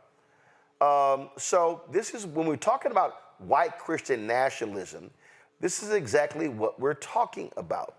This is the stuff that gets preached. Now, Fair Park Baptist Church, y'all, is located in Fort Worth, Texas. What's Fort Worth, Texas? It's the last major county in Texas that's a red county. Okay? So we see these things, we hear these things over and over and over again. So here's Pastor Brian Carter. He leads Concord Baptist Church in Dallas. He was speaking in Tulsa a couple weeks ago, talking about white Christian nationalism. Listen. Some people would rather see you in chains than to see you changed. Some people would rather see you living below than to live above and in your full potential. Some people don't want to see you free, don't want to see you liberated, don't want to see you living in all the power and the potential that God has called you to have on your life. And sad to say, sometimes your own family can't see all that God has called you to do. Some people want to see you in chains, don't want to see you changed. You don't believe me? Looking around at the current administration. It's trying to put us back in chains, trying to take us back to pre-civil rights era. They are fighting every legislative gain that we've made over the last 70 years, trying to limit economic opportunities, eliminating DEI and other opportunities for us to get at the table, trying to limit freedom of speech, trying to limit the Fair Housing Act, trying to limit and do voter suppression, trying to minimize and water down the vote of black people. There they are, trying to remove every gain that we've made and then have the nerve to talk about merit and put the most unqualified, disqualified people and cronies in position, talking about you're doing merit. You talk about they want to see us in chains. They don't want to see us chained. They are trying to limit everything that we've gained over 70 years, trying to take us all the way back by whitewashing history, saying slavery benefited us. Listen, we were already benefited in Africa. Black excellence is not something new. Your white supremacy didn't bless us. We were blessed by God from the foundations of the earth. They want to put us in chains, not see change. But what they don't know, we not new to this, we true to this.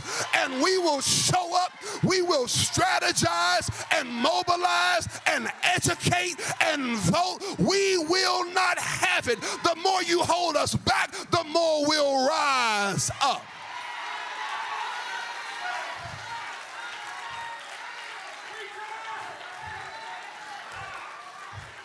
This is the world that we live in. White Christian nationalism growing by the day. An arena full of people trying to make a martyr out of a man that was obviously a racist and divisive. Some people don't want to see you liberated. They want to take us back in time, but you and I must keep doing the work that God has called us to do. We must keep raising up our own, keep investing in black people, keep showing up to vote, keep serving on boards, keep raising our kids, keep raising our schools, keep raising our communities. We can do a lot by ourselves. The reason this is so important, and the reason we are showing y'all, and let me be real clear, all y'all are out there, if your pastor has been speaking on white Christian nationalism, send us an email. Go to revolutionizing.com, click contact, and send us an email. Y'all can send us the clip, y'all can send us all of that. But I need you to understand, we're showing this for a reason, because we need more and more and more preachers who are speaking against white Christian nationalism. You need to understand what is going on. You need to be aware of how pervasive this is. You need to understand and watching out for what's happening. You had so many people, Larry, who were posting things such as, well, if your pastor didn't say anything about Charlie Kirk, you should leave that church. And really what they were talking about, this was the Sunday after he was shot and killed, if he wasn't praising Charlie Kirk.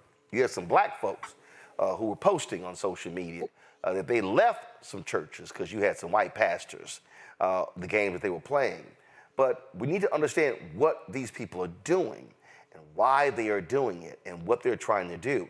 They are absolutely mixing Christianity and MAGA politics together. And they're trying to position this whole thing as if the people who are lovers of Christ can only be MAGA. Charlie Kirk literally said, you cannot be a Christian and be a Democrat. You have that crazy MAGA preacher out of Tennessee who literally said, if you are in this church and you vote for a Democrat, get out right now. This is who these people are, and we must understand this is their agenda. These people have attempted to distort the gospel, Roland. Let's be clear about that. And for people watching, let's remember, we talked about this intersection of violence and white Christian nationalism. The KKK is a great example. And throughout history, we that pastor in Fort Worth who talked about, talk about our formerly enslaved ancestors as if they didn't matter, and also be connected to the white savior concept. But the reality is that these folks will continue to use religion as a tool to beat black folks with. And that's the bottom line. And, Roland, I was raised AME, and I'm used to hearing, pastors going to pulpit and talk truth to power. And so we need to continue to do that. We need all black leaders, whether it's Christian or Muslim, et cetera, to highlight the hypocrisy we're seeing in the United States and the danger it is to black folks in this country. Because what we're going to see over the next couple months and years is more extreme violence, and we need to be prepared for that. But you can't use religion, particularly Christianity, as a shield when, once again, like I said, you're using it as a tool to harm black folks. Look, Mustafa, we dropped a video on our YouTube channel. We dropped it 3 weeks ago. I was in the Jeffrey Osborne Celebrity Golf Classic, and the video is Black Pastors Torch Unsettling Sanitization of Kirk's Hateful Legacy. We've already crossed 1 million views on that particular video. Come on, switch. We already go. We crossed 1 million views on that video. And what we've been doing is, so what we're going to do is we're going to be actually putting together a different video and adding to it. The conversation we had yesterday with that white pastor from Georgia was so powerful because he called out, listen, in 10 hours, less than that, we're approaching 100,000 in that video as well. I think that's going to take off as well. And I really hope people who missed yesterday's show really go to our YouTube channel and listen to the full conversation that we had with Pastor Deese. This is the video, White Preacher Tears into Right-Wing Embrace of White Christian Nationalism. Folks, go watch this. Go check this out. 71,000, almost 72,000 views in 6 hours, because this is what we're contending with. These people want to berate us with Christianity, and they are actually convincing some of these crazy black folks who say, oh, no, they love Jesus. Well, you can't keep saying you love Jesus, but you're against the policies of Jesus.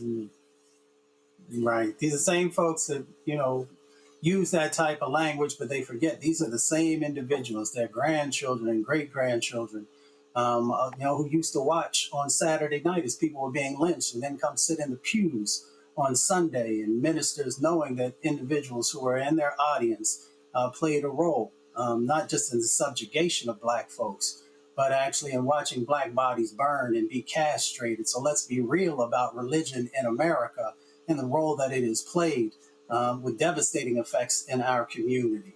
I appreciate what you are doing and others bringing forward the truth, because real spirituality doesn't allow space for lies or misinformation or disinformation.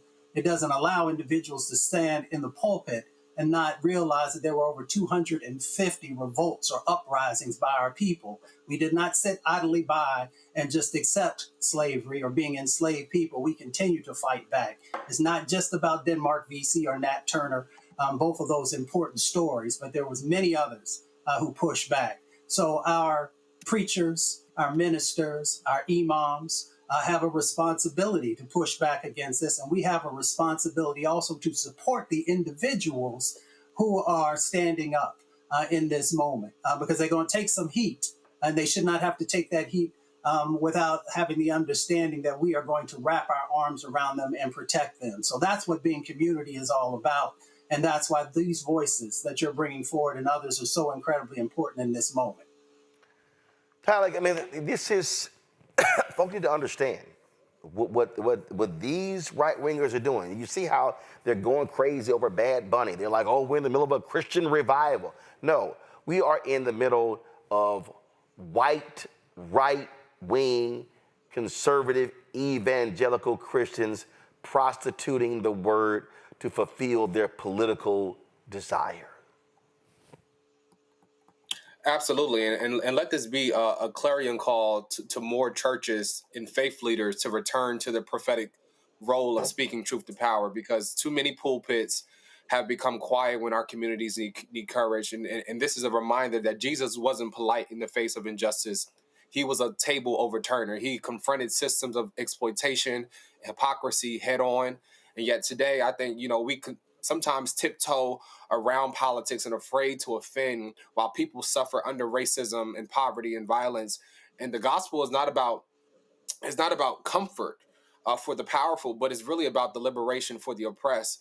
And the church must reclaim its radical voice. And I think what you're doing and what many pastors are doing to confront what's happening is important. And as I said before, the church is in a moment where we must reclaim our radical voice and our radical love for the liberation of the oppressed, as Jesus would do. Absolutely. That has to happen. All right, y'all, quick break. We come back. Time for our marketplace segment, our shopblackstarnetwork.com marketplace segment. Back in a moment. This week on A Balanced Life with Dr. Jackie, we're kicking off our series on entrepreneur's journey, putting in the work. Join us on this week's episode as we talk about what does it mean to start your business and get into a career that really means something to you. It was uncertain was I was going to make it or fail, but I was determined to show up every single day and to keep pushing. If you help enough people get what they want, you will get what you want. That's this week on A Balanced Life with Dr. Jackie here on Black Star Network. Hey, it's John Murray, the executive producer of the new Sherry Shepherd Talk Show. You're watching Roland Martin Unfiltered.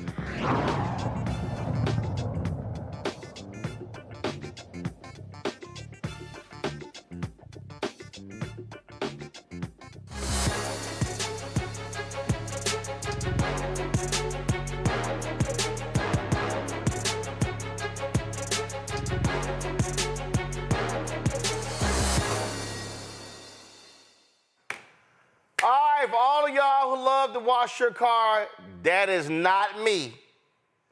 I'm just letting y'all know. I am not spending all that damn time trying to wash a car. But the creator of 5W Auto Cleansing Accessories provides high-performance cleaning products that deliver showroom results without compromising your environment. Rick Potts is CEO of 5W Auto, joining us from Cerritos, California. Glad to have you here. So let's talk about this. First of all, let me be real clear, okay? All right. I know there are people, I post this all the time. I know there are people out there, they love, my homeboy called me, he was like, man, I'm going to wash my car he said, I'm old school, I got to wash it myself. I said, that's way too much time, bruh, on the car. I will go hit some golf balls, but knock yourself out. I will pull into a car wash. So let's take us through. So first of all, guys, so do you still wash your own car? I do indeed. Why? I do indeed. Like, what do you, like, what does it do for you? I'm just asking, what's key? It's muse for me, Roland. As far as if you're stressed out, you know, it's a way to calm down. It's a way to relax. If you've been to a tonal car wash, it's a way to eliminate complaints. It's to get the results that you want. And if you're environmentally speaking like us, saving 40 gallons of water to do so makes all the sense in the world to us. So how long does it take you to wash your car? I wash it every week, 35 to 40 minutes. Every week? Every week. Man, please. Listen, if I wash my damn car once every 3 months, that's a miracle. I ain't paying no attention to that car. That's just me. That's just me. Roland, on top of all that too, there's a bit of exercise to it. You know, listen, we're not here to deceive anybody. I mean, there's a little bit of hard work and exercise to it, but you know, I think once you get your car on the weekly regimen, it gets easier. And you know, I say 40 minutes, I can probably do it in 27 minutes if I'm really being efficient about my time. That's why I go walk 9 holes. I get the exercise. All right, so let's talk about here. All right, so we got tire shine. We've got waterless wash and wax. Yes. And then we've got wheel cleaner. All right, take us through these products. What makes your products so different and unique? Roland, to answer that, it's a system. And then when I say a system, you know, if you look at those bottles are color coded. We're not trying to confuse the public. Red. All right, so we got orange, we got blue. Yes, sir. We got red. Yes. And so what makes that system different is, listen, when you get the towels with those bottles, there's no confusion. When you pick up those bottles, you pick them up with confidence. You pick them up with, hey, listen, if I need to clean the wheels, I clean the wheels. If I need to do the body, the blue bottles for the body, and then we clean it up with the tire shine. As far as it's kind of like, hey, let's put the finishing touches on it. So, and when I say the differentiator, Roland, to your question, essentially when you take those 5 bottles that we have, minus the odor eliminator, if you're out in your front driveway, and you say you're down in Houston, and Houston is having a water restriction in your area, and you want to wash your car, if they shut down, let's just say hypothetically, the water at your tonal car wash, what are you going to do? So having that as a backdrop, we're in Los Angeles as far as LA County, drought conditions, super drought conditions here, and it's getting more and more prescient to say, listen, we need to find ways to conserve water, and this system allows you to do that. Okay, so it allows you to conserve water. So you're calling this water-saving, eco-friendly. Okay, walk me through how is this water-saving? So if I so when it's time to hold on one second, which one is here? Blue. All right, so let's see. So when it's time to wash the car, I ain't got no water. So you're saying that if I'm not using any water, I can use the waterless wash and wax to wash the car using no water. Absolutely. That 16-ounce bottle, Roland, I can clean my car, a mid-size sedan, with 4 ounces of that magic. Hold up. You can wash the whole car with 4 ounces of this. So this is 60 ounces. So you're saying no water, you can wash your car 4 times with this one bottle. That's correct. Okay. 4 times a month. So that 4 times a month on that, we call that RTU, which is ready to use. So 4 ounces of that once a week, 4 times a month. You're saving 40 gallons of water. It's 160 gallons a month. So okay. So what are you doing? I mean, are you doing the 4 ounces into something else? Are you putting are the 4 ounces going on the towel here? I mean, just walk me through that process. Good question. So Because let me be real clear. I ain't going to do it. But somebody watching gonna do it. I'm just letting you. Ro ain't washing nothing. But go ahead. Good point. Traditionally at our shops, we had a shop over in Beverly Hills that we started in 2016, and we shut that shop down in 2022 to stop essentially washing the cars and sell this product. And so, Roland, what you would get is if you started from your hood and worked from your hood, say down to that front quarter panel, and you spray this product on, you let it sit there. This product, it's registered and trademarked at the U.S. Patent Office. So obviously there's something in it to say, listen, you know what? We are not here to hurt the car.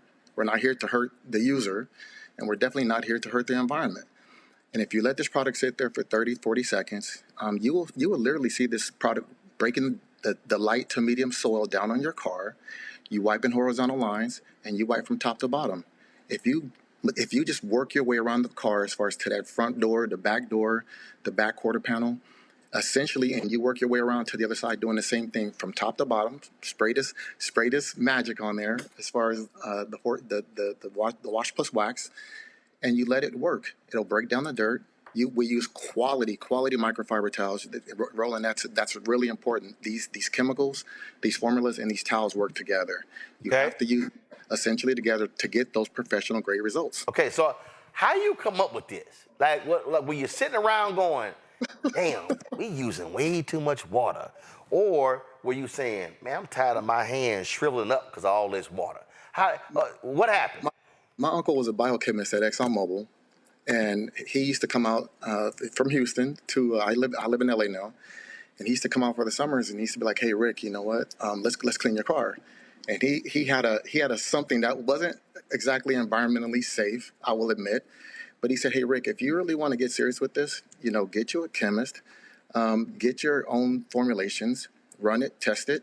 And essentially, it can be done. But obviously, if you're doing something of what I'm bringing and using against your car, you can't do that at retail as far as it's not consumer safe. Now, when you looking at your uncle saying, bruh, you want me to go get a chemist about washing a car? Are you serious?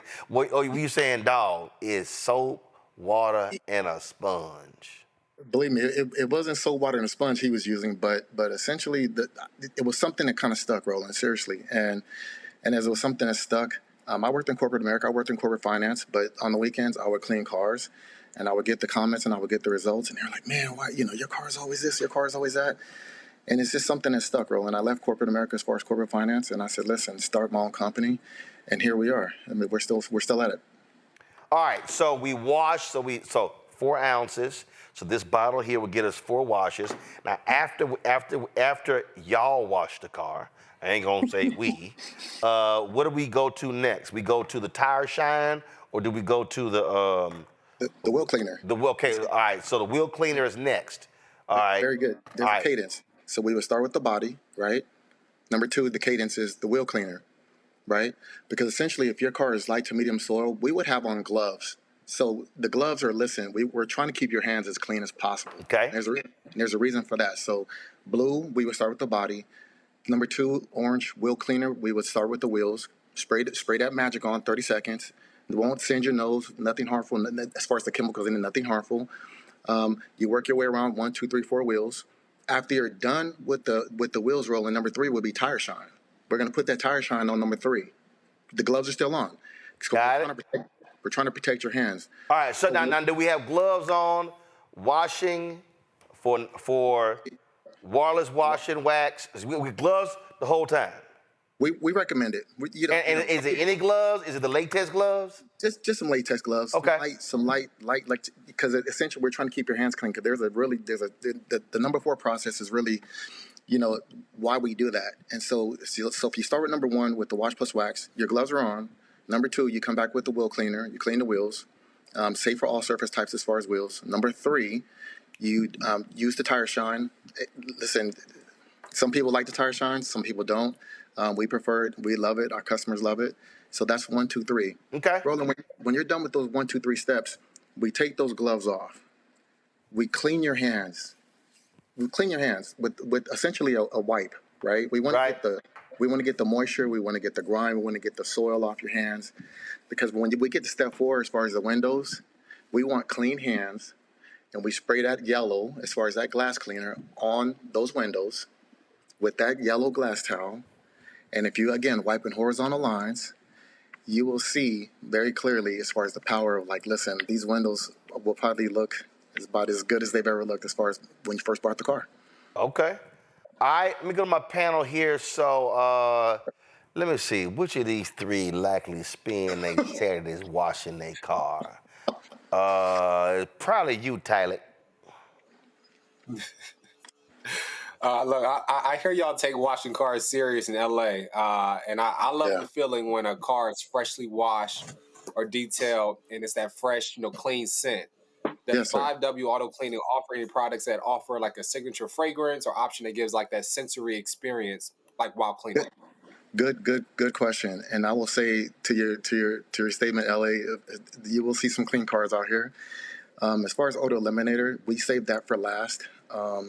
Roland, I'm not sure if Roland can put that up. As far as it's a purple bottle, we have a fragrant. No, I don't think I had a purple bottle, player. Hold on, wait. No. There should be a purple bottle there. Mackenzie, where the bottle at?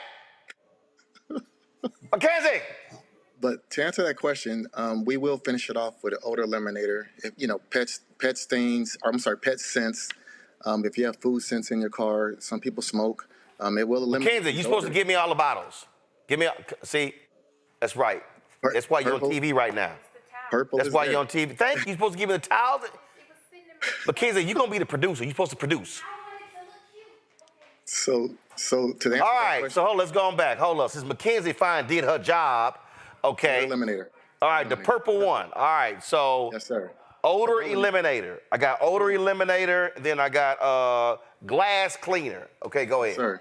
Roland, I tell you what. If you go ahead and open that purple and just kind of spritz it in the air, maybe you can tell your panel what that smells like.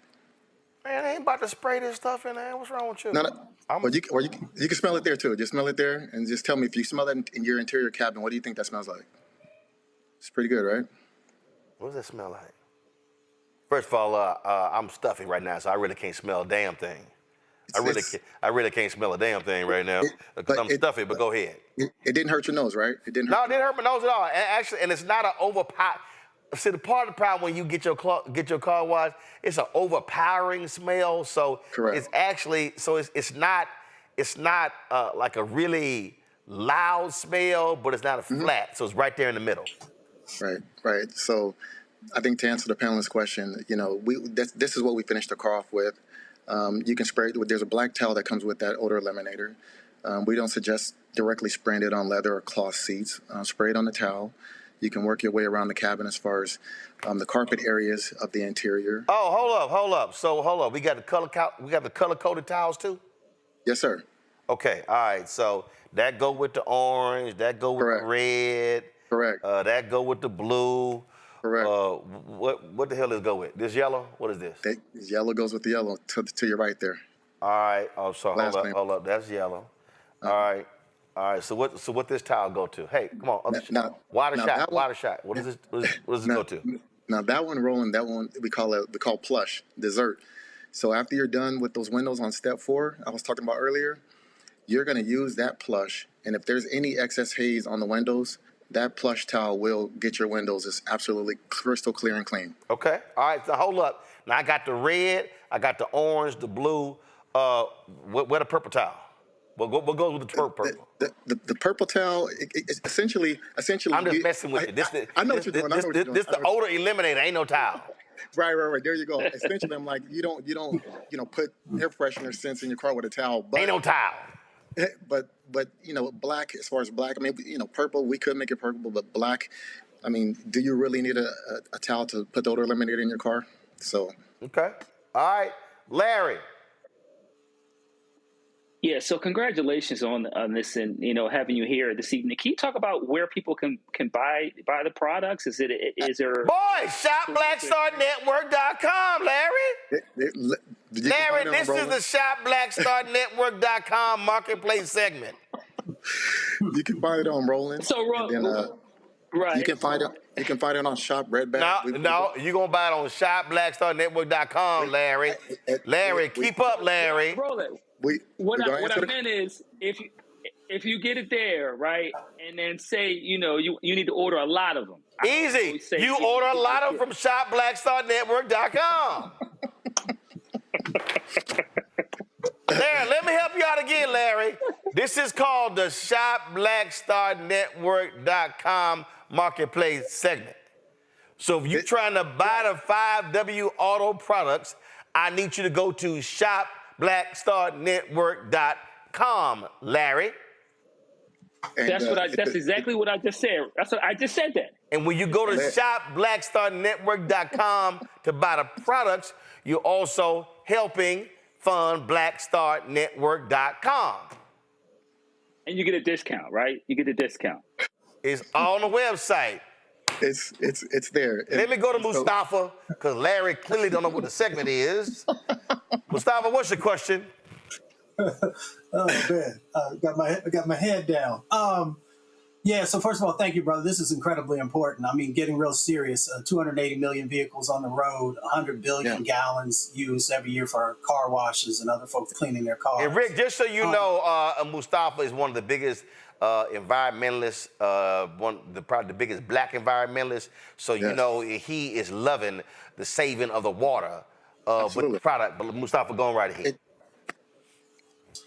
So please go ahead.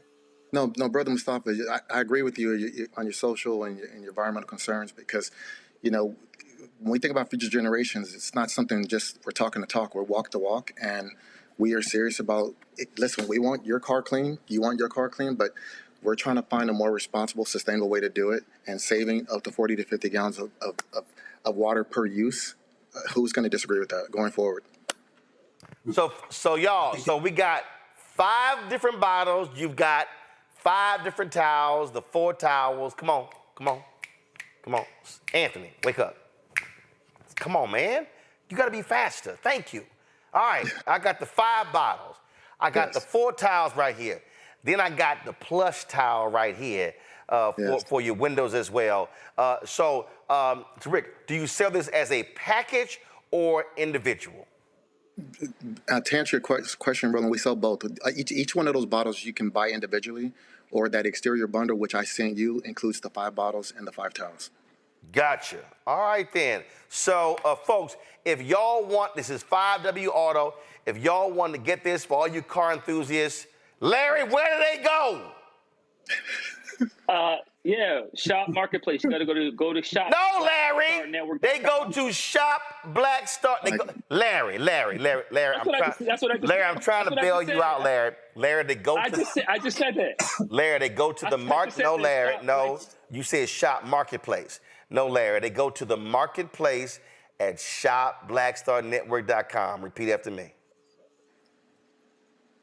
Marketplace. Larry, where do they go? Go to Shop. They go to Shop the Marketplace, right? They go to the Marketplace. Larry, my God, Larry. Oh, my God, Larry.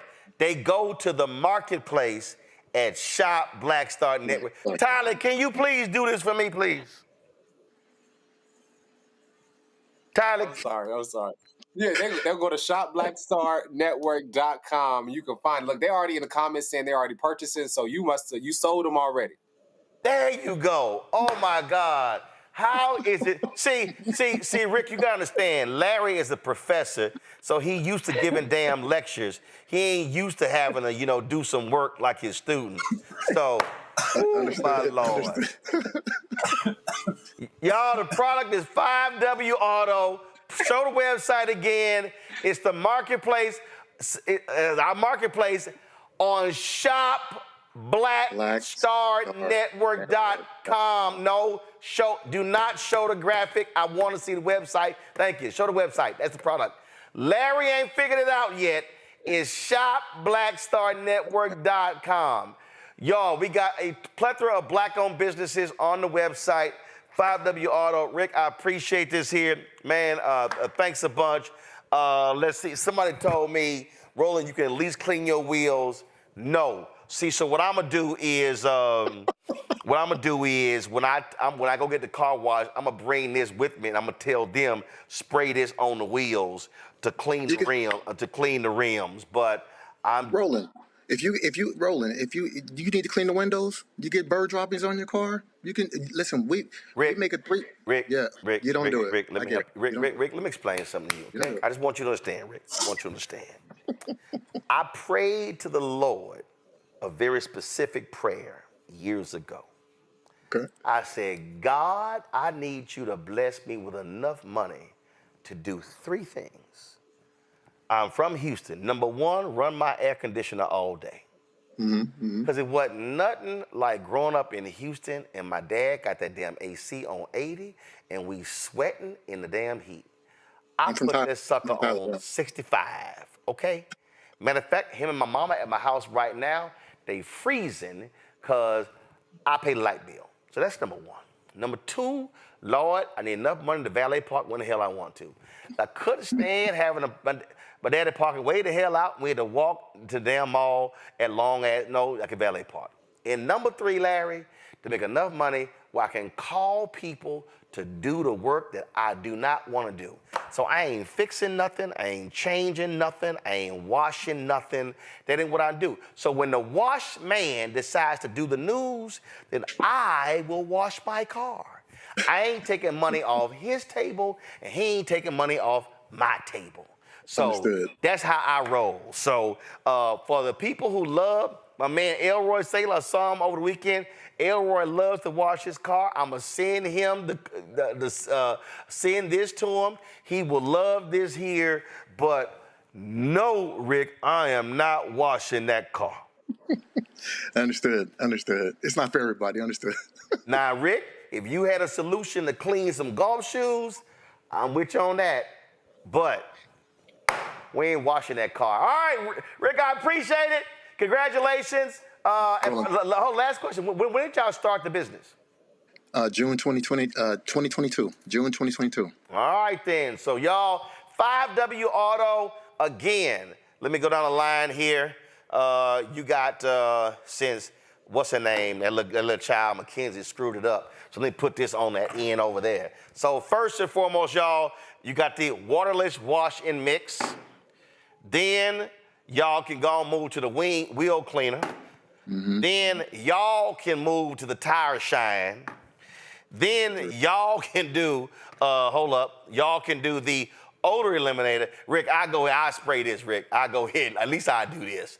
At least I do spray. And then y'all, for the glass cleaner, y'all can move to that. You got the tiles that color code right here. It ain't hard to mix it up so that way you ain't one going with the other. And then of course you got the plush tile to add that special shine on your glass, on your windows. All right, Rick, I appreciate it, man. Thanks a bunch. Thank you, Roland. Appreciate you guys. All right, that's it for us. Let me thank Mustafa. Let me thank Tyler. Larry, I don't know why you were acting like a Sigma today. Or our older. Hold on, man. Come on now. Oh, that's right. Okay, hold on. You better watch it. I don't know. Come on now. I mean, you act like, it's like you were giving like this year? You were giving Sigma and iota vibes today. Nah. Oh, always ice cold. Come on now. It's been a long day. I forgot. Oh, that's right, Tyler. You in that little youth group? You a little Sigma? Yeah, we stroll the right way. We don't do that stroll you be doing. Okay, first of all, let me be real clear with you. First of all, alphas don't stroll. We step. Sororities stroll. Let me help you out. We step. Sororities stroll. So clearly sororities and Sigmas stroll. Well, we I don't think y'all win step shows, do y'all? Boy, you do not want to get your feelings hurt when it comes to stepping. Now you know doggone well. You got three. Plus you got 3-on-1 on here. You know doggone well, y'all.